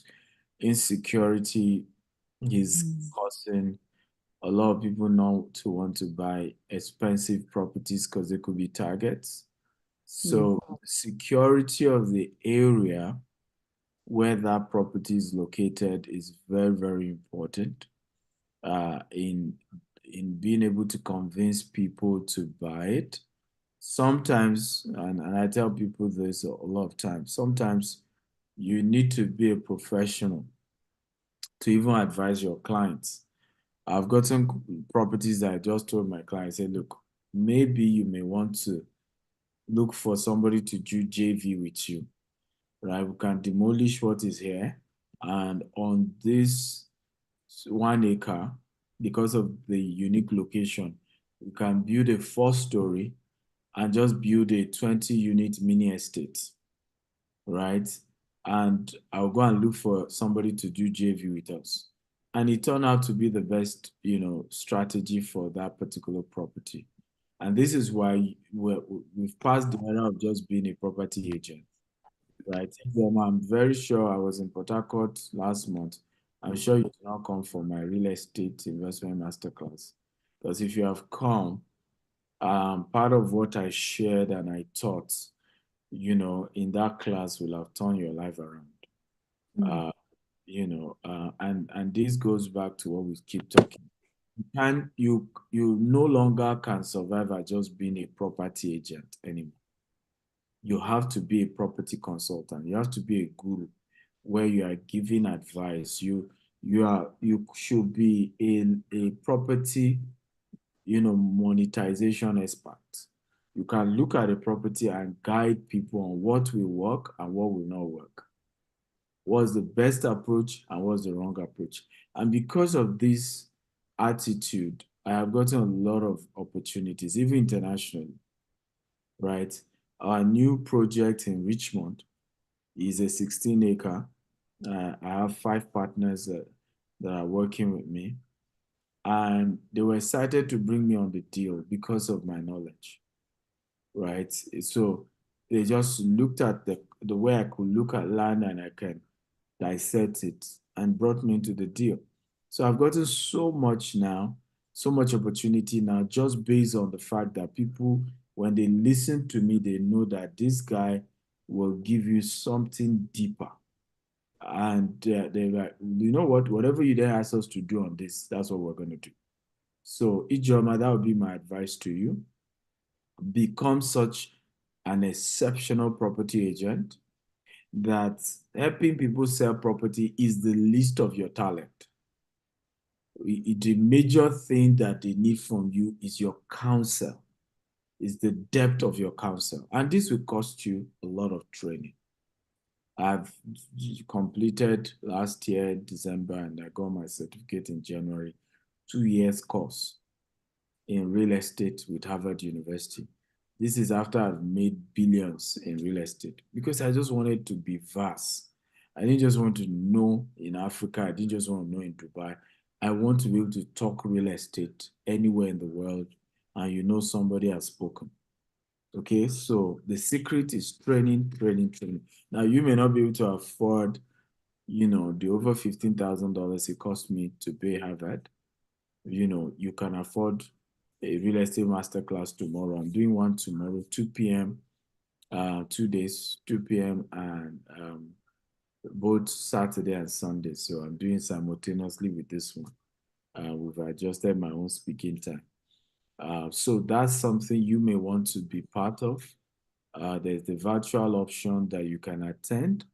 There's a physical version as well. So you may want to be part of it. And I think it's something that is going to really, really add value to you. Okay, and for anyone here as well, you want to get deeper into the world of real estate. You want to know better. If you can't come to Abuja physically, you can join us virtually and really get to learn. Next question is from Toby. I hope I answered you very well. Ijoma, please indicate. Remember, we talked about honor, right? So indicate. Good feedback is part of where you honor people when they give you answers. If there's something still missing, please go ahead and ask. Toby Emmanuel says, I'm based in Nigeria. I have 6,000 and I want to invest it in Texas project, but 10,000 or 15,000 threshold can start with what I have and can update my investment with 4K monthly. So when you say 4K monthly, do you mean $4,000 monthly? And if you mean $4,000 monthly, my advice would be wait till your money is complete 10,000. Then talk to Farouk and we can take you. We cannot take $6,000 for our US project. I'm sorry. There are reasons for that. Okay, everything, the contract, everything has been structured at minimum 10,000. So we can't go below that. Plus, from experience, people who invest small money gives you bigger headache. So as a rule, I only deal with clients that, well, let me just say, I choose my clients now. Let me just put it that way. I choose my client now, and sometimes for my own peace of mind. I've been through a lot. A lot of you may not know. I've been through a lot, and each time I've been through a lot with customers. It's been customers that you did discount for. You gave all manner of discount. You bend the rules just to accommodate them. They're still the one that will come out and drag you. And so I'm at a point where, left to me, if you don't even have $100,000, $1 million, I don't even want you to be my client. I cannot make the entire profit, and come and dash the entire money to the poor. But at least I've attracted people who appreciate what I offer, right? And who will thank me for it. Every time I've received praises, it has been from customers who pay me so much money and require me to do so little. I'm not kidding you. Even in coaching, the only guy that I told I charged $20,000 for my one-on-one coaching, and within minutes he transferred the entire money, was the only guy that did not finish 6 months. Right? In other words, in 3 sessions, he was done. He didn't need more. Right? He was done. The ones who barely could even finish the money, maybe they were paying piecemeal, were the one that would drain me and drain me and drain me and drain me. Okay, so life has taught me now, and it's an advice to all of you who are entrepreneurs. By the way, how many of you are entrepreneurs here? If you're an entrepreneur, just type I'm an entrepreneur. Choose your customers wisely. Okay, that's just my advice to you. If you want to go far in business, choose your customers wisely. And if you want to live long, there's a reason why a lot of young entrepreneurs develop high blood pressure at a young age. Go and look at young people who start business in their 20s. Before they hit 40, they already have high blood pressure. There's a reason why. Many of them, got customers who will almost finish their life. I know of a real estate developer who said she was chased by kidnappers sent by her own customer. May you not. So I hope I've answered Toby's question. Number next, Stephen Okeya says, sir, how can an entrepreneur reduce cost of operations and production, looking at the economic realities? Fuel per liter in Ogun State as of today rose to 730 per liter. Well, first of all, I want to empathize with all of us who are entrepreneurs. We're all going through a tough time this season. A lot of people don't know. I once said that I believe that God should create an automatic ticket to heaven for every Nigerian entrepreneur, because there's no point taking them to hell. They've already been through hell while on earth, right? It's really difficult to be an entrepreneur, particularly in this part of the world. Really, really difficult. And so I get it. I understand it. What I will advise is you need to be creative at this season. Think solar. I'm thinking about it. Now, at the moment, all our offices that we own the building, we're using solar. All. And it has helped. The only thing I'm thinking now is that even the ones that we don't own the building, because the ones we own the building, we built the thing from scratch. So we just build it with the intention of green and smart. But now I'm already thinking, even the ones we don't own, I mean, after all, if we leave the place, we just move our solar.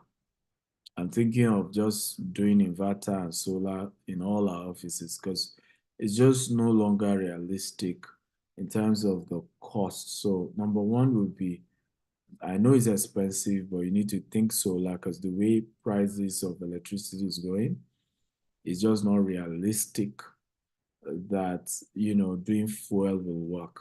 I mean, at the end of the day, you just realize that solar is way cheaper by every standard, every way you look at it, every way you look at it, every way you look at it. By every analysis, solar is way better. So that would be my first recommendation. Number two recommendation, look at the areas you can cut cost as well.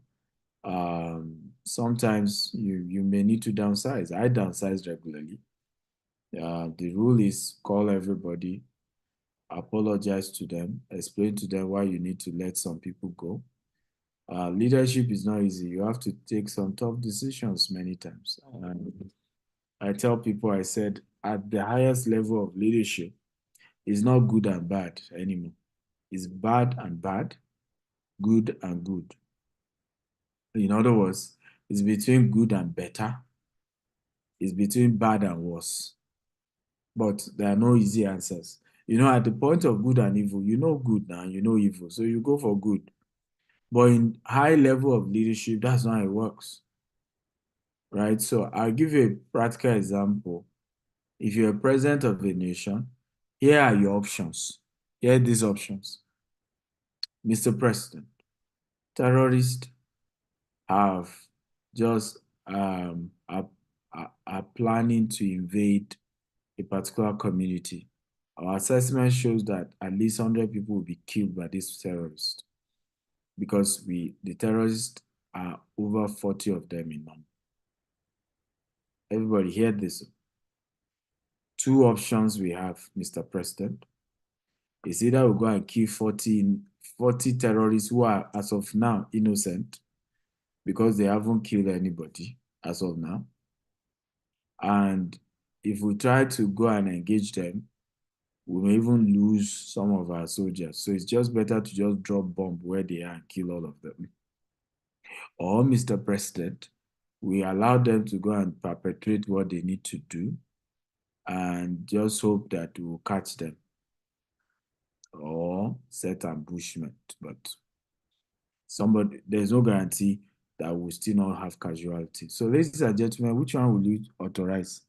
Because all include that you kill someone.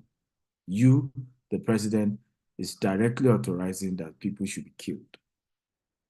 So at the highest level, there's no good answers. So you are not you don't have good answers. There's no easy choice. Tough choices.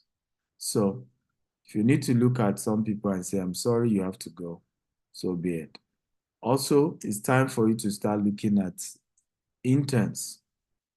A lot of coppers, a lot of young people are graduating now. Many of them are willing to work for free just to gain experience, right? Open up your organization to be able to give them experience. In exchange, they will give you your time. Even in our US office, we're opening an office in Houston, in the US. We're opening it up for internship as well, right? Yeah. It's even more difficult for us to be paying everyone in that office in dollars, right? So we're opening it up for internship as well. Okay.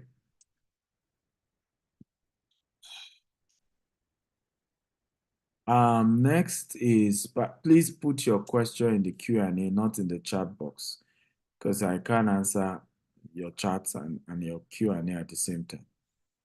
Next question is Safiyat Sahid Bello. Says, I listened to your story on debt burden, sir, and this really to my family present situation. The problem now is that my husband not having the same mindset with me. He's scared of picking calls. The pressure boils back on me, leading to depression. How can I unravel this mystery without him, sir? So first of all, who is depressed? Is it you or your husband? So first of all, we need to know who is depressed. Second of all, if your husband is scared, the question is, who does your husband respect? Right? Who does your husband respect? So sometimes you want to bring, and that's why please never marry a man that does not have people he respects. Don't do it. You will suffer big time. Always marry a man that has people he respects. Because if it gets so bad that you can't get to him, maybe those people he respects can get to him. I think that's very, very important. You must get people your husband respect who can help in this situation. I think it's very, very important. And with their help, what you can do for your husband when people who you respect have spoken to him is to join him to talk to the people he's owing, right? You can even do most of the talking and he's joining in the image and say, how are you today? Thank you, first of all, for agreeing to pick our call. This is the current situation. My husband is a good man. Things went bad. And I want to apologize that you are caught in the process. On our honor, we are committed. I'm committed, and that's even why I'm joining this call, to see that we pay you people back, and this is what we're looking at. This is what we can afford. First of all, because you, the woman, is involved, you see, women have special grace. That guy, if his debtors are men, that you are even in that call, just kind of soften things for them, just because you're in that call. It softens things big time. And I can assure you, I think that is the right way to go. I don't have all the pictures, so I can't give all the answers. So I can't give all the answers. Omoyemi Oladiran says, good evening, sir. Thank you for the opportunity given to us to glean from the wealth of wisdom of all the speakers. God bless you. In the afternoon session, you talked about monetizing one's knowledge and freelance like Upworks. My question is, how does one get paid since one isn't located in the US? PayPal is in Nigeria. Well, first of all, there are several other platforms that you can use. Stripe is in Nigeria. Stripe, I think, is in Nigeria. But even if they are not, Flutterwave, Paystack, and some other platform receives dollar. Okay, and you can process your money through them. And many of these platforms are now flexible to that. So in terms of getting your money in dollars, that one is easy. Also, you can have people who are based in the US that you can use their address, because some of these things you just need to use a US address and those kind of things, or UK address. And once you can use the person's address, you can create an account easily. Even in the UK, there's a Monzo here? There's a platform called Monzo. So if you just have a family friend in the UK, you can use their detail to create a Monzo account and you start collecting money from people who want to pay in the UK. And with that Monzo account, you can create a Stripe account. And link the Stripe to your Monzo. And of course, your family friend, when the Monzo account gets to their UK address, they will ship it to you in Nigeria. And you can be using your Monzo account, your Monzo card to take your money. There's also, what's his name? Payoneer. Payoneer is also another platform you can try as well. You can create a Payoneer account and they will ship a Payoneer card to you. And these are cards you can link up. But more importantly, you need to get the book on Millionaire Freelancer.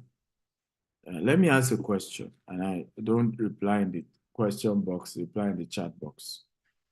How many of us have borrowed money to do naming before? Can I see your hands? Just type me. You know, you've borrowed money to do naming. You've borrowed money to do burial. You've borrowed money to do wedding. Nobody is seeing you. Just type in the chat box. Okay. You've borrowed money to pay house rent. You've borrowed money to pay. Don't lie here. I mean, we've all, had experiences. So kindly indicate borrow money to pay house rent.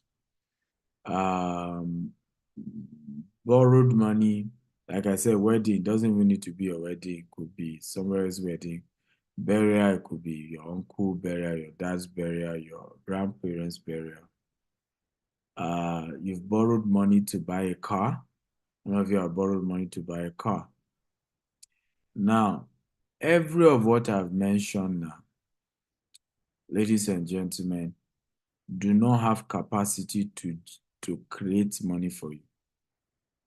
Everything I've mentioned.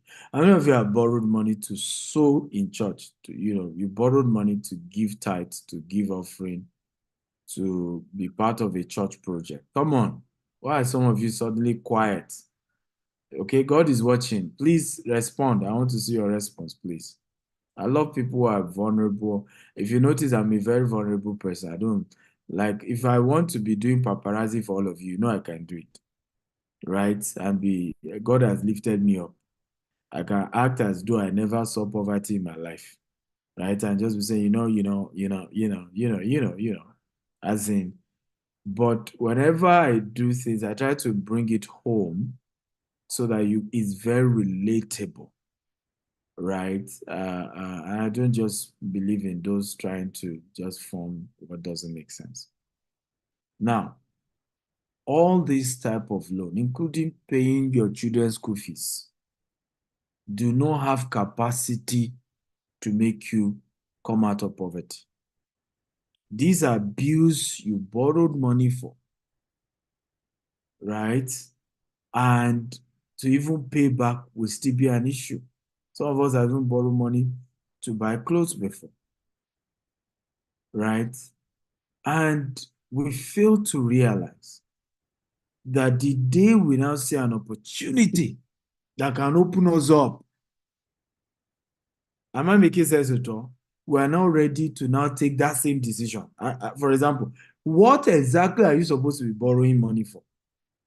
If you really want to borrow money, you're supposed to borrow money for business. Who understand what I'm talking about?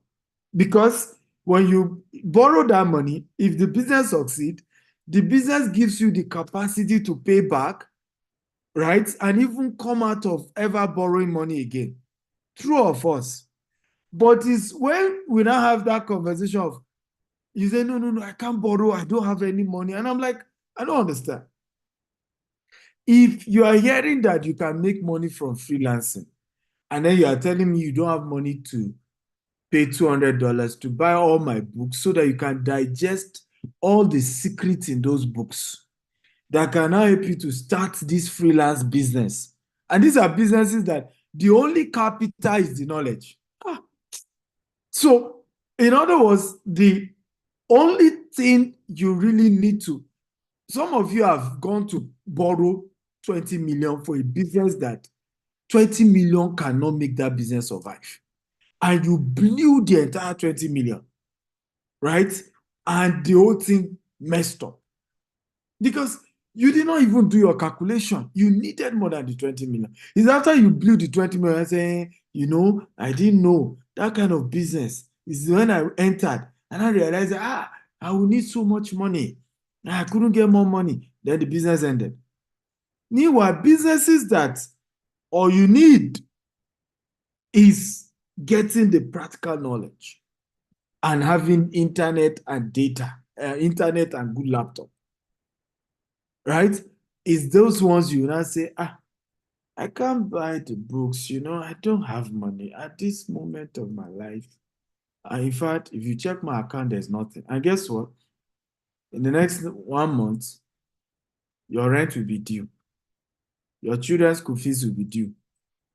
You will now gladly go and borrow money for a school fees that you don't know how to pay back. If I borrow money for a business, after all, at least I know that if the business work, I know how to pay back. No be so. But if I borrow money for school fees, because I am still in a dilemma financially, I don't have a new business, I don't have any new source, there's no guarantee I'll be able to pay it back. May God give us wisdom. So, my advice, go get the book. You can't do freelancing without proper training. And that book contains a lot of information already. So go get the books. John Ogelegu.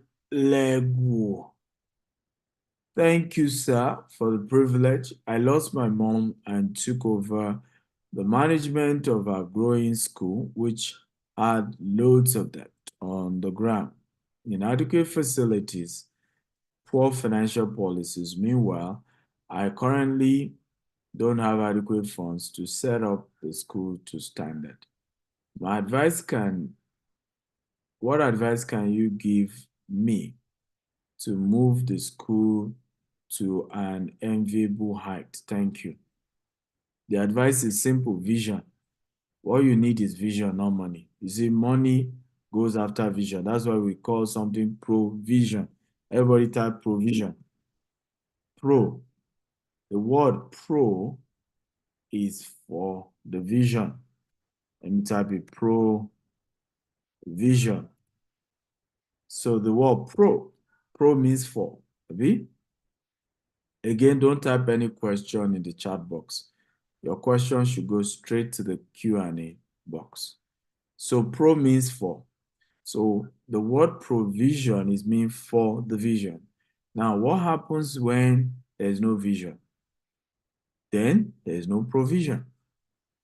So the first thing you need to do is, what vision do you see for the school? What vision? Come up with a new vision.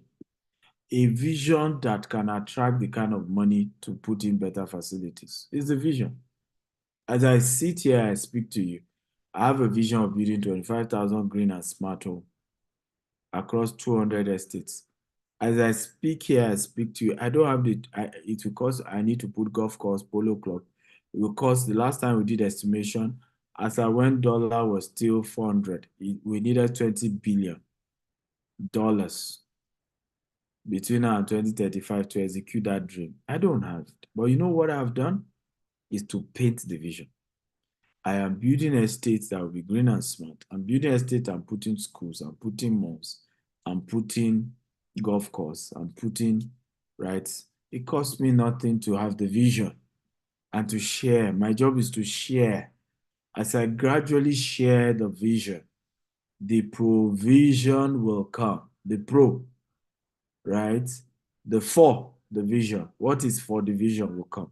But my job is to be a vision marketer. So I want you all to type right now in the question: from today, I am a vision marketer. That's your new job. If you want to change your title from CEO to vision marketer, chief vision marketer, that should be your title. Okay? That should be your title. And if you have such a title, you will see how such title will take you to the next level. You must be a vision marketer. Nobody can market your vision better than you. You are the one to talk about the vision. I see a school that will produce 90%, people getting A's in their WAEC. I see a school that will be the best in the entire, location. I see a school with buses, with schools, with good uniform, with this. Talk about the vision, and I promise you the provision will come. After all, what did I do with our Texas project? If you notice, all I do is tell you people, oh yeah, I have a vision. I want to build this estate in this place. Do you think anytime I come to you, if I have all the money to build all my estate. I'm not going to be doing investments now. People should know these things. If I really have the money for all my estate, I'm not going to be doing investments, right? But in many cases, I don't have the money. Okay? And so what I best can do is to talk about the dream. And what do I notice? People who have the money will start bringing it and say, Dr. Stephen, I'm investing. In fact, somebody did something very shocking. In one of our, it was my mentee said, Dr. Stephen, I don't have $10,000 or $50,000 to invest. But here is a seed of 1 million naira towards the KT project. I felt like crying. So I believe in you. I believe in what you're doing. Here is just as a gift. He didn't even have enough to do investment. Then brought 1 million to. So I've seen what being a vision marketer can do, sir. Right? Particularly if you believe in the vision. Sometimes many of us talk about vision we don't believe in. So work on yourself so that you can have a vision that you believe in and go ahead and tell the whole world and watch what God will do. Toby Emmanuel says, another question, when will investment opportunity close for Katy for Texas project? Is $100,000 for Katy already? So you can't do 10,000 anymore. But we have a new one for Richmond, and that's just opened, so you can invest in that this month. That too will soon close, so you have to hurry. Olusesan 03 says, what sales strategy? But what I would advise, Toby, my advice to you, Toby, we have several other opportunities beyond US, right? We have amazing products that will turn your life around, you know, even in Nigeria. But beyond that also, the new family finance 12-month coaching. If I'm in your shoes, I'll just pay out of that 6,000, I'll pay the 2,500 for that. Because you will be learning, for example, part of what you will learn from crypto and Forex. So like I told you earlier, go to my YouTube now.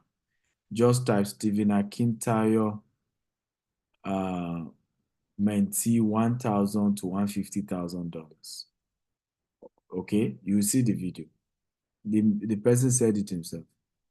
In one of the courses you'll be getting access to is how to invest in high-risk investment like crypto, and that's where how my mentee turned $1,000 to $150,000.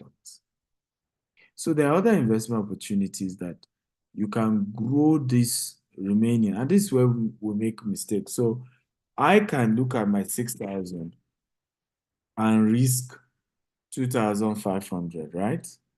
And then I'm left with 3,500. Now, if somebody turned 1,000 to 150,000, what do you think you would turn 3,500 to? And part of the profit of that, you can now route it towards Texas project and several other projects. But the beginning of investment is the training. Everybody type it. The beginning of investment is the training and not the investment itself. The problem with many of us, we really want to start with the investment because we're always telling ourselves, if I put all this big money into training, where will I get capital for the business? Nobody become rich with their own money. All of us that you call rich today is called OPM and OPT. Other people's money, other people's time. So the question is, what are we then trading? What we're trading is the knowledge. The reason people are giving me their money to say, Dr. Stephen, here is $1 million, do real estate, give me some profit. Here is $200,000, do real estate, is because they know Dr. Stephen knows real estate. They know Dr. Stephen knows how to turn that $1 million, right, to $2 million, and he is now willing to give them 20-something% out of what that extra money he has made. So ultimately, what makes us rich is the knowledge. If what makes other people to even invest is the knowledge. Just like the other man who was talking about the school.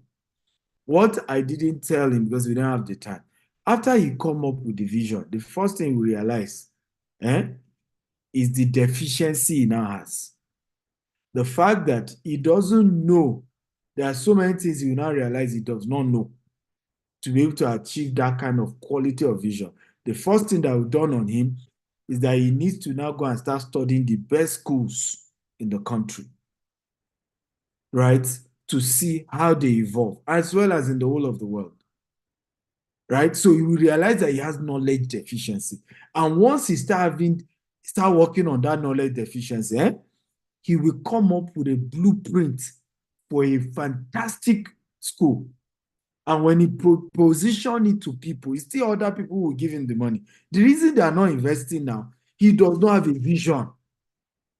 And he does not have he does not have the experience and the knowledge of how to even market a good vision, because he doesn't even know how it works. How do you even run a good school? Like he has said, he just inherited the school, from, the late mom. So and that's where many of us are missing it. We just keep fighting every day and keep doing the same thing over and over again, expecting a different result. All right? So you keep saying, but the money is not enough. And so, I cannot go for a training on how to run a school in the 21st century. And then they said that course, right, maybe on Udemy is $2,000. Say, a school that is owing, a school that is having all these bills, I should not carry $2,000 to go and learn a course on how to do a world-class school. I cannot do that. And then he will now continue in that rigmarole. So the point is, and if you write it down, I want everybody to write it down. Anytime your capital is not enough, right, to start a business, that capital is a seed. And many times is a knowledge seed.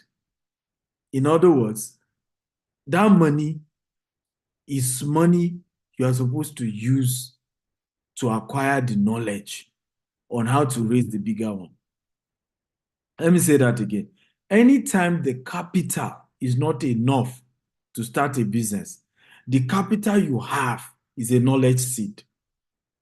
Is a seed to acquire knowledge. In my days when we used to struggle, I remember the day I was telling Reverend Sam this. I said one day, and it was true. I went to, they call it Newman Newman store inside Daystar. I don't know whether that's still the name up to now. When you're entering Daystar, you just see that bookshop. And I bought all the MP3 of every message Reverend Sam has preached. I practically emptied my account that day. And myself and my older brother. On our way, we immediately had inserted the disc. I would start listening. Go home, listen. At these people. At these people. Today now, one is able to invite and host Reverend Sam. Okay, last conference, Reverend Sam was here to teach you. So, but if I felt that the money I had then, and this was a period I still hadn't finished paying my debt to. I still had several bills, but I knew that I won't come out of that debt if I don't get a superior knowledge. I will still remain there. Well, are we picking something, guys? I need to be sure that you're getting this, right? Are we getting it? Okay. Olusha says, what strategy can I use to market my client's property, which is 100-acre land, close to a gas pipeline in Onugu village in Ogun State, which share boundaries with Imota in Lagos State, to real estate companies? Well, it sounds like you are just trying to market me to come and buy your 100-acre. But as to what strategy can you use,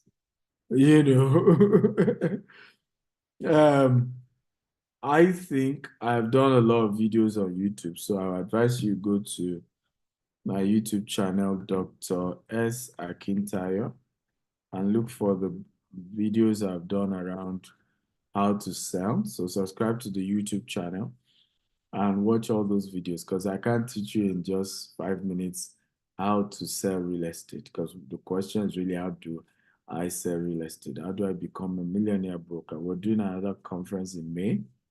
You should come for it. It's free. We're teaching on millionaire property brokers. So we're teaching on how to be a property broker. But I have a lot of courses on property brokerage. Go to my YouTube. It's free. Go get it there. Since you don't want to pay to come for tomorrow's class, because in tomorrow's class, all these things you will learn them. And like I say, you can attend virtually or you can attend physically. Can ITME post let them see the video, the image, the flyer for tomorrow's class? You can attend physically or virtually. But you will learn more than just being a property broker. And I promise you, you will not be asking me this question by the time you are done from that 2-day class. You will not ask this question, because it will be more than answered, more. And you know why you've not been able to sell all this one. Mira Selma David says, good evening, sir. Thank you very much for giving us this opportunity.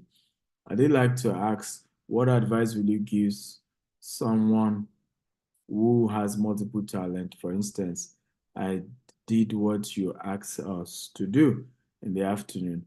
I asked 5 persons what they think I'm good at, and these were the response: speaking, writing, organizational and administration skill, overseeing, supervising project, cooking. Will you advise that I build a career around all this, or just focus on one? So first of all, I only see one skill here. One, in everything you just mentioned, cooking, right? Because as a chef, you can start a podcast. If you don't know how to write, how will you start a good podcast to be able to explain how you mix your ingredients, how you mix everything, how you're able to do everything? So you need to be able to communicate very well, right? Even if you run your own restaurant, how do you communicate? So God has given you that for free. Writing, as you start your own channel, your own cooking channel, right? How do you write in a way that people don't just enjoy what the video, they also enjoy the write-ups that accompany the video? Organizational skill. I mean, you can't be a good chef without without being organized, without having good administration. I just see a food business, a properly run food business, literally a franchise fast food. Because if you have all these skills, you can oversee, supervising. These are all skills needed for cooking. So what are you doing? You should be running a good restaurant that you will soon build franchise all over, right? And you can start that entire restaurant with your kitchen in your house with just a food channel. Because if you're good at writing and speaking, there's the ability to speak well will make more people subscribe to your channel. You'll make good money from YouTube, from Instagram, from TikTok, and with the money you make, you will set up your first restaurant. And then because you now have good administrative skill, even if you have 20 staff, you know how to manage them to open the second restaurant, and then the third restaurant, the fourth restaurant, the fifth restaurant, and then you're all over the world. Come on. Can you see it? Okay. Miriam Abdullahi says, as a relationship coach, how can I scale my business to attract premium customers? Well, you need to become premium yourself. Okay? Get rid of cheap things around you. Get rid of cheap mindset, cheap mentality, cheap friends, right? If you have 5 friends, right, and they're all poor, right, you will soon be the 6th poor person. It's just the way it works. But if you have 5 friends and they're all rich, you'll soon be the 6th rich person. The ultimate reality here is that you need to become what you are looking for. You have to be premium to attract premium. You have to talk premium to attract premium. You have to think premium to attract premium. You have to live in the neighborhood of those who are premium. Now I've struggled with me on this, but now she understands. When I told her we need to move to Omole, it's expensive. Move to Banana Island. But today she gets it. Because her friends are now wife of former vice president, this and that, wife of CEO. And it has helped her to mature faster because she can get it, unlike just dealing with her normal younger friends who are also struggling, their husband is still struggling. All they will keep talking are nonsense that in no way, in fact, that's why people then struggle and even are the ones who bring their husbands down because all their friends are not even where they are, and so they end up poisoning you till you drop your value. So if you're going to be premium. I think you need to read the book, The Billionaire Habits and The Billionaire Code. When you read that book and you implement what is there, you know how to attract rich people. Leo Emmanuel Muwunga says, thank you so much for the conference. It's a golden opportunity for us to acquire knowledge. I'm a business consultant, coach, and transformational speaker from Uganda. I'm holding a business conference for Christians in Uganda with great speakers, but mostly the Christians in our country don't want to pay for knowledge or support fellow believers. How can I handle this situation? So why must it be Christians that you are speaking to? I don't understand. Are you a salt of the earth or you are salt of the church? I mean, what did you read in your Bible? Okay, so to start a whole business and make it a Christian business is senseless. I don't see the wisdom in it, right? It's definition of foolishness. The same you tell me you read your Bible and the Bible says the wealth of the Gentiles will be yours. How will the wealth of Gentiles become yours if you don't provide services to Gentiles? Will you go and put a gun to Gentiles' head and make the Gentiles give you their money? Or is it that you provide services, ladies and gentlemen, that will make the Gentiles to give you their money? Okay? So the concept you start a business and you call it Jehovah Nissi Enterprises, it doesn't make sense to me because now you are telling the Muslims or the Hindus or the Buddhists or the Shintoist, right, that the business is not for them. They shouldn't come to your business. And your business is supposed to be for everybody. You can now take a profit of your business and then take it to your church. That's your faith. Dangote is a Muslim, but I'm a Christian. I eat Dangote's products. Majority of those who consume Dangote's product are Christians, in case you don't know. Yet, Dangote has used a good number of that money to build mosques across the northern part of Nigeria to spread Islam. That's the way it should be, right? Your business is for everyone. What you now do with your profit is now your business based on your beliefs and your faith. Okay? That's the way it should be. But to wake up and say, well, I'm only going to service Christians, I think that's just nonsense. Same thing to have a business and say, everybody in my company must be Christian. That's nonsense. In GTEx, we have Muslims, we have Igbos, we have Yorubas, we have, in fact, at some point we had more Igbos than Yorubas, and I'm a Yoruba man. Okay? So I treat people based on the value they bring to the table. But of course, everybody in the office know I'm a Christian. I love my God. I love Jesus to pieces. I'm not ashamed of my faith. Okay? But, and this is how a lot of Christians just practice mediocrity, right? Because you are disturbing every one of us with your faith, and you are supposed to disturb us with your light, with your result. Your results should slap us left and right and force us to come and say, show us your God, right? That's the way it should be. So stop disturbing us with you're a Christian. Let your results show you're a Christian. The day you refuse to take a bribe of $1 million, we will know that you're a Christian.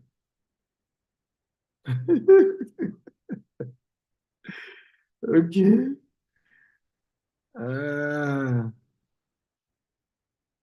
So let's go.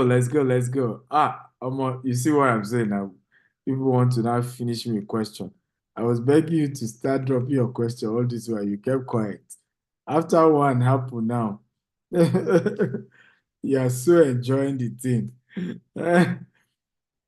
Good evening. You are massively appreciated. Please, when is your virtual paid training coming up? Apart from the one tomorrow, I don't know, right? So my itinerary is so busy this year. It's a crazy year. It's a crazy year, guys. So, but we have a couple of trainings. It's not necessarily real estate investment masterclass. We have the virtual, we have the Global Wealth Festival. We have the Global Property Brokers Conference. I don't know why they didn't add it to my slide, but in the next 2 days, you'll be getting details of those two conferences. If Mr. Barry is here, you should please take note of that so that people can know more about those events. But this particular training we're doing, there's no date yet for the next set because it's a busy year. We're doing a lot of traveling, we're doing visiting a lot of countries. It's a lot. Wisdom, Elijah says, sir, please, as an individual, a couple, where can I start as a non-professional? Start by being an intern, volunteer, okay? Start somewhere, okay? You move from free to fee. Everybody type free to fee. Move from free to fee. You have to move from free to fee. There's a phase of your life you'll be looking for how to serve everybody for free. But don't worry. As you master that skill, they will beg to pay you big money. Today now, to speak anywhere, why do you think many people are scared to invite me? It's $20,000. It's on my website. As you fill the booking form, you just see $20,000 is Dr. Stephen's fee. Right? Some people will just close the site and run away. But for many, many years, I will speak for free, not charging a dime, and do it with so much joy. Today, I make a lot of money from it, except for times when I do free conferences like this, or when churches invite me, and people are able to just hear me for free. Okay? But so, dear Copper, start for free. Look for how you can sell for free. Chukwuemeka Samuel Para says, sir, I've been learning how to rear catfish for the past 5 months. I've been looking for a way to source for capital to start. Wanted to go to the bank, but advice was not to go to the bank because of interest rates. I have my land, I have my borehole. So my question is, where can I source for capital without shooting myself? Well, good advice. Don't go to the bank to start a new business that you have not practiced and you have not confirmed the cash flow strategy. Where should you go? You should go and ask those who know you, those who love you, those you've built reputation with over the years, those who genuinely want you to succeed. People in your church, people in your mosques, people in your community, people who are from the same town as you, people in your former place of work, neighbors, right? The question really is, if you cannot get people like that to borrow you money, then you have a character problem. And so it's not capital you should be looking for. It is how to fix your character, right? That you should work on. Anytime you struggle to convince those you've known over the years to invest with you and give you their money, it's a sign that you have character deficiency. And at that point, okay, you then have a job to work on your character, to invest in building a better character. I hope I've answered you, right? Because I mean, if you have not over the years built character, nobody will give you money. If you have not been nice to people, if you have not been kind to people, there's something called goodwill. You have to show goodwill to all men. It's not only when you need help that you go to people. You need to, over time, have been helpful to many people. They know that you're a good person.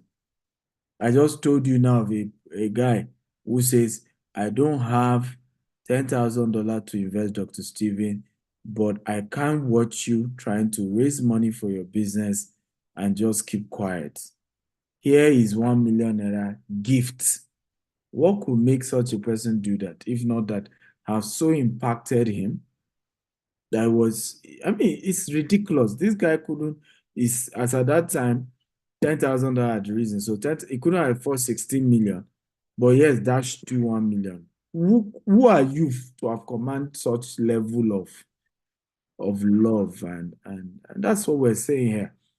When we talk about building social capital, adding value to life, not making everything about you. What is the need for me now that we've been doing conference for 5 days? It's been so stressful. It's taking time away from my work. It's taking time away from my business, just so we can add value to people I don't know. Actually, 99% of you have never met you in my life, but I was thinking about you. And so much so, put together a conference, disturb 20 of my staff, not to rest, sleep late at night, just to add value to you. So you now wonder why I'm getting richer and richer. And some people still hate me for being wealthy. You hate me for long. Because this wealth, we have plenty of it. Okay? And part of the reason for that is goodwill. I enjoy goodwill. People love me. And it's because I've added so much value to humanity. You know, so much value to humanity. And everybody can see it. Even the blind can see it. So that's where you want to start from. Okay? Be good to people. And good doesn't mean you should now empty your account. That's what we're saying. Right? Genuinely care for people. Sometimes what people need is just a word of counsel, a word of encouragement, a word of it is well, a word of all will be well, a word of let's keep going. All right? That's all. That's all. But show goodwill. Okay? Show goodwill. Mojisola says, can I ask question, sir? My heart is troubled. God will heal your heart, because your heart being troubled is not a question, right? And if your heart is troubled, only God can heal it, not man. So pray to God who created the heart to heal your heart. Aigambe says, Linda Wealth, sir, I'm into real estate. I'm unable to close deals. I have people who show interest in my property, suddenly not go further to make payments and start giving excuses. Yeah, because they don't trust you, right? You have to look what you sell. People buy from those they know, they like, they trust, right? People buy from those they know, they like, they trust. The problem with a lot of you guys who are property brokers, all you're after is the commission. All you're after is a commission. You don't invest in knowledge. You don't invest in understanding the world of real estate. You can't even do a simple analysis of what is in it. Some of you come and say, come and buy property. Break down that property. For example, the guy who say he has 100 acres, right? In his mind now, he has explained a juicy land for me, right? That's not how it works, right? You have to sit down and analyze how I can turn that land to money, right? And it's training that causes you to be able to pieces land like that. So by the time you can show me the money in that 100 acre, sir, this land, because it's this can be done there, this can be done there, this can be done there, this can be done there. Many of the lands we buy, it's just empty land people sell to me. But I look at it, okay, it's going to face express. Okay, school is coming beside. Okay, we can do a mall. We can still do some residential. We can still do some this. Oh, it has a pond. Let's convert this pond to a lake. Oh, it has a river. We'll build a driving range. We'll face the river. It is me coming up with these ideas. So if you as a property broker can come up with a vision of how your clients will make money, all you want is buy, commission. Okay, help my business. Some people will even be begging the customer. If you really know the value of what you are selling, you won't be begging any customer. Right? I tell people who buy land from me, with due respect, I'm doing you a favor. You know, and you say, it's arrogance. Okay, those who bought 2019 Beryl Beachfront Ibejuleki at the rate of 1.5 million naira, we are currently selling now between 30 million to 45 million. Tell me if I didn't do favor to them. Because if I didn't sell to them at 1 million, will I not be selling the same land for 30 million? They that bought my land in those days have reduced how many my profit now, because I don't have enough land like I had then to sell. So I did them a favor, my friend, because they've made so much money. So much money. But if you don't even know the value you're selling, because you've not invested in developing yourself, you've not invested in training, you've not invested in understanding how to give value for value, you'll be bothered about, oh, they are not buying. Because genuinely, and people know when you just want to use them. There's nothing wrong with using people. If you are not used, you will not be useful. Everybody type it. If you are not used, you will not be useful. You have to be used. But what people hate is the case where it's one way. If we are all using each other, then there's progress. You add value to me, I add value to you. But when I know that all you are after is to just take from me, you are not ready to add one dime. Use me, and you are never ready to be used. Now there's a problem. And there's a big, big problem. Big problem. Dolapo Fakuyi says, sir, good evening, sir. Thank you so much for the training. I had you talk about crypto and forex trading.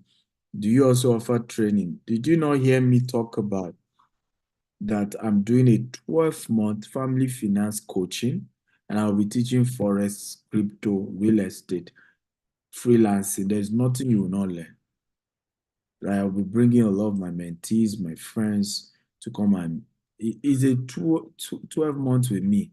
And I'm guaranteeing you that if you do not grow your asset to 200 to 1,000% in 12 months, I'll return your money and double it. Okay? So yes, you'll be learning that. Opeyemi, can we drop IT? Can you drop how they can sign up for the 12-month family finance? Either you pay every month or just pay a 1 year payment, and you get a better discount as well. We're giving a 50% discount generally, but I think if you're doing the 1 year payment, you're getting like 60% discount. So admin, can you post the link for those who want to sign up tonight? We're only taking 100 people. Once we hit our number, we're sold, we're done. Okay? Opeyemi Oyenekon, thank you for the opportunity. I'm a corporate serving as a math teacher in Lagos State. I noticed my school didn't have an active online presence, so I volunteered to create and manage Facebook, TikTok account for them. It's been amazing for me as I'm also learning on the job. Now my question is, how do I get paid for jobs on social media management, as I do not have a degree in marketing, and that most my job require? I also have a certification in digital marketing and content writing online. Well, I think what you've done for your school is already a work experience.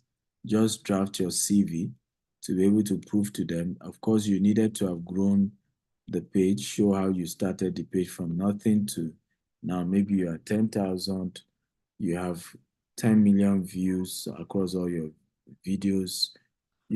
Just be able to articulate what you achieved with the school social media accounts. And I think that does the magic for you. Okay? Did you guys get value? Come on, talk to me. Did you get value tonight? If you got value tonight, kindly indicate I got value, I got value, I got value, I got value. Okay? So I'm happy we're able to take your questions, and I want to thank you for asking all the questions. I'm happy we're able to add value to as many of you as possible. God bless you and reward you in a great way.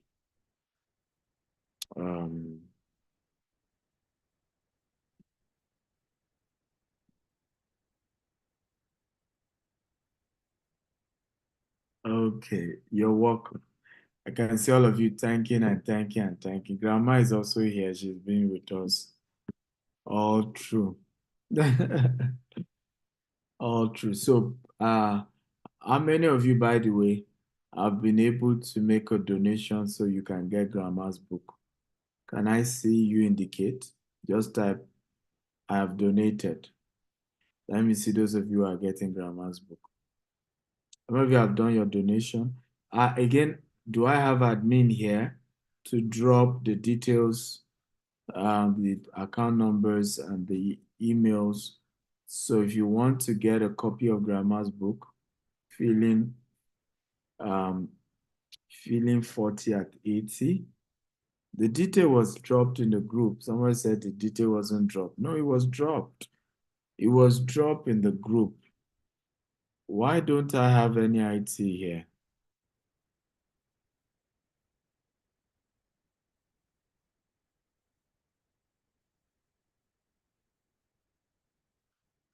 Okay, it was dropped in the group. It was dropped in the group, except you are not in the community group. I can see a lot of people say they don't have it, they didn't get it, they didn't get it. I'm just shocked. It was dropped in the group. My team said they dropped it.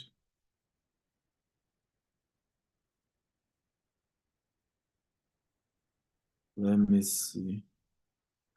I was told it was dropped in the group. The account details, the email that you needed to send evidence of payment to, so that it's easy for them to be able to then confirm your evidence of payment. So it's all dropped. Let me see. Can you drop it here, admin? I don't know why the admin is not answering me, right? Admin, can you drop it here? There are two things you need to drop. You need to drop the account details, the email and phone number to communicate after they make their donation. Also, the link for people to join the WhatsApp community. We have a community. If you are not there, you better go and join. You'll miss so much. So the detail has just been posted to all of you here. So if you want to purchase those of you say you want hard copy, go to Amazon directly. They've given you the link. And then those of you who want soft copy, just make a donation of any amount. And I didn't see here, whoever is dropping this, kindly drop the email and phone number. You're supposed to then send evidence of your donation to products at stephenactel.com. Then they will send you the soft copy.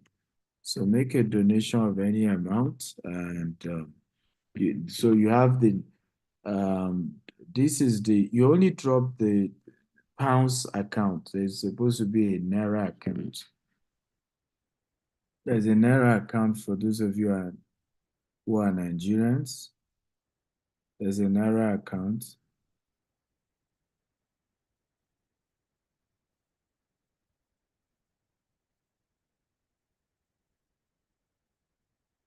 So I'm going to also look at how to drop it for you guys here as well. So we have Naira, we have dollars, and I mean Naira and pounds. Mama lives in UK. You know, my man in London. So they spend pounds in London. They don't spend Naira. Okay, we're Londoners. I mean, you know,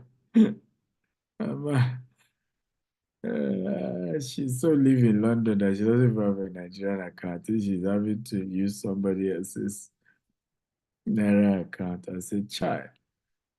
One day, when I grow up, I'll be like grandma here. I just say I don't have a Nigerian account because I don't live in Nigeria. Okay, so that's the email. Kindly send that email because that's the only way we will know that you've made the donation, and we should reply, and my team should reply with what you donated for. And please clearly indicate what the payment was for, because we take so many other payments. So I've sent the email and I've sent the account number. So now you have the pounds account number, you have the Naira account number, and you can make your donations. Like I said to all of us, it's partly to get knowledge, and it's partly a seed as well. Okay, I've taught you guys about honor, about don't expect to tap into grandma's longevity and you can't just sow a seed. I don't think it makes sense. Anonymous attendee says, can we pay with an asset, land, for the family mentorship program? This is for a family that may not have money physically. Unfortunately, we don't do that. You can only pay cash. So go and convert the land to cash. We only take cash. Victoria said, how do I join the WhatsApp community group? Can somebody who is in the group? Because I think my people have broken down. They've been working for 3 days or something. So anybody in the group, in the WhatsApp group, can you just copy the link and just help us post here? Okay, copy the link and help us post here. Copy the link and help us post here.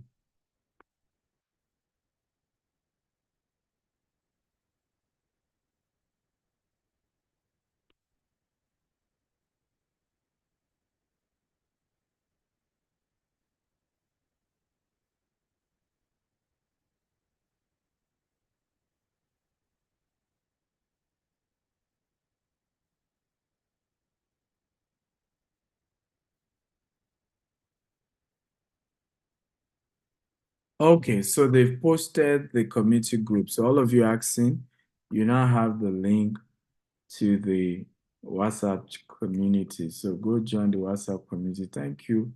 I see somebody, Nancy Ojo, thank you. You see what we're saying now? Nancy May Kotio Oluyege. You guys are people of honor. That's how to do it. Abi, your mentor needs something. Nobody is actively available. Boom. You've gone ahead to do it. That's the spirit, guys. That's the spirit. Okay? Ultimately, leadership is about service. I'm here, I'm serving, I'm training, I'm trying to get you something. That's the way it is. Okay? Not just to now sit down and be watching when you can also help and jump in and see how we can make things better. Some of us, we call somebody mentor, we see things go bad, we just also join others to be mocking that person. Okay? Instead of you to try and see in your own way, how do you fix?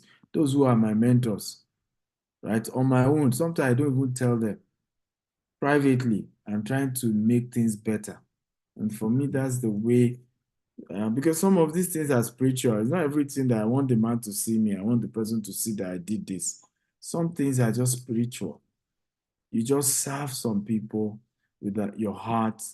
The universe just reward you, okay, in a way beyond you can imagine. So just serve.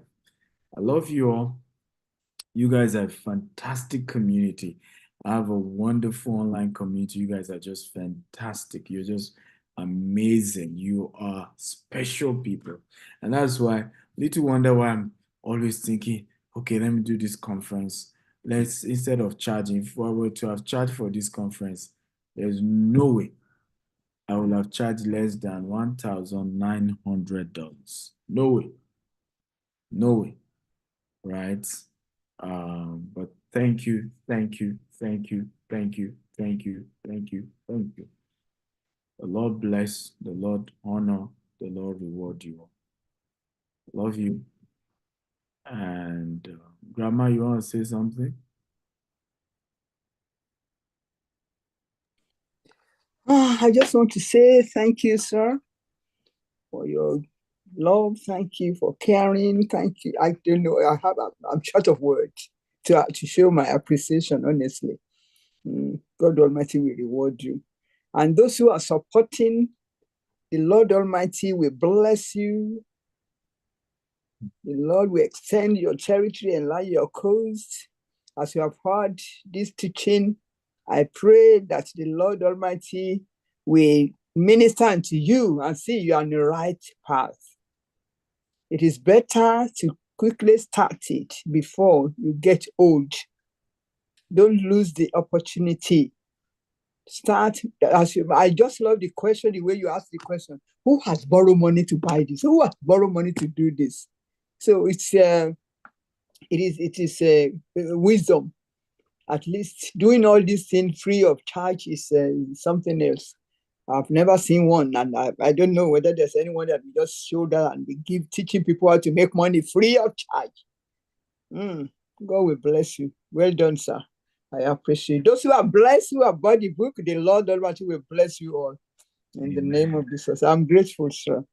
Amen. I'm grateful, sir. Thank you very much. So, guys, me and my mother have come here to add value to you people today. So, can you imagine? I'm just too generous. Who even will not just share, but bring his mother to come and share again. Hapa.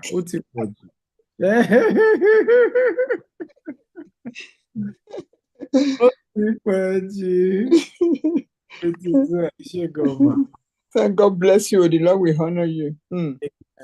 Thank you, everyone. Thank you, Grandma. Good night, everybody. Good night. God bless. IT, if you are still there, take it.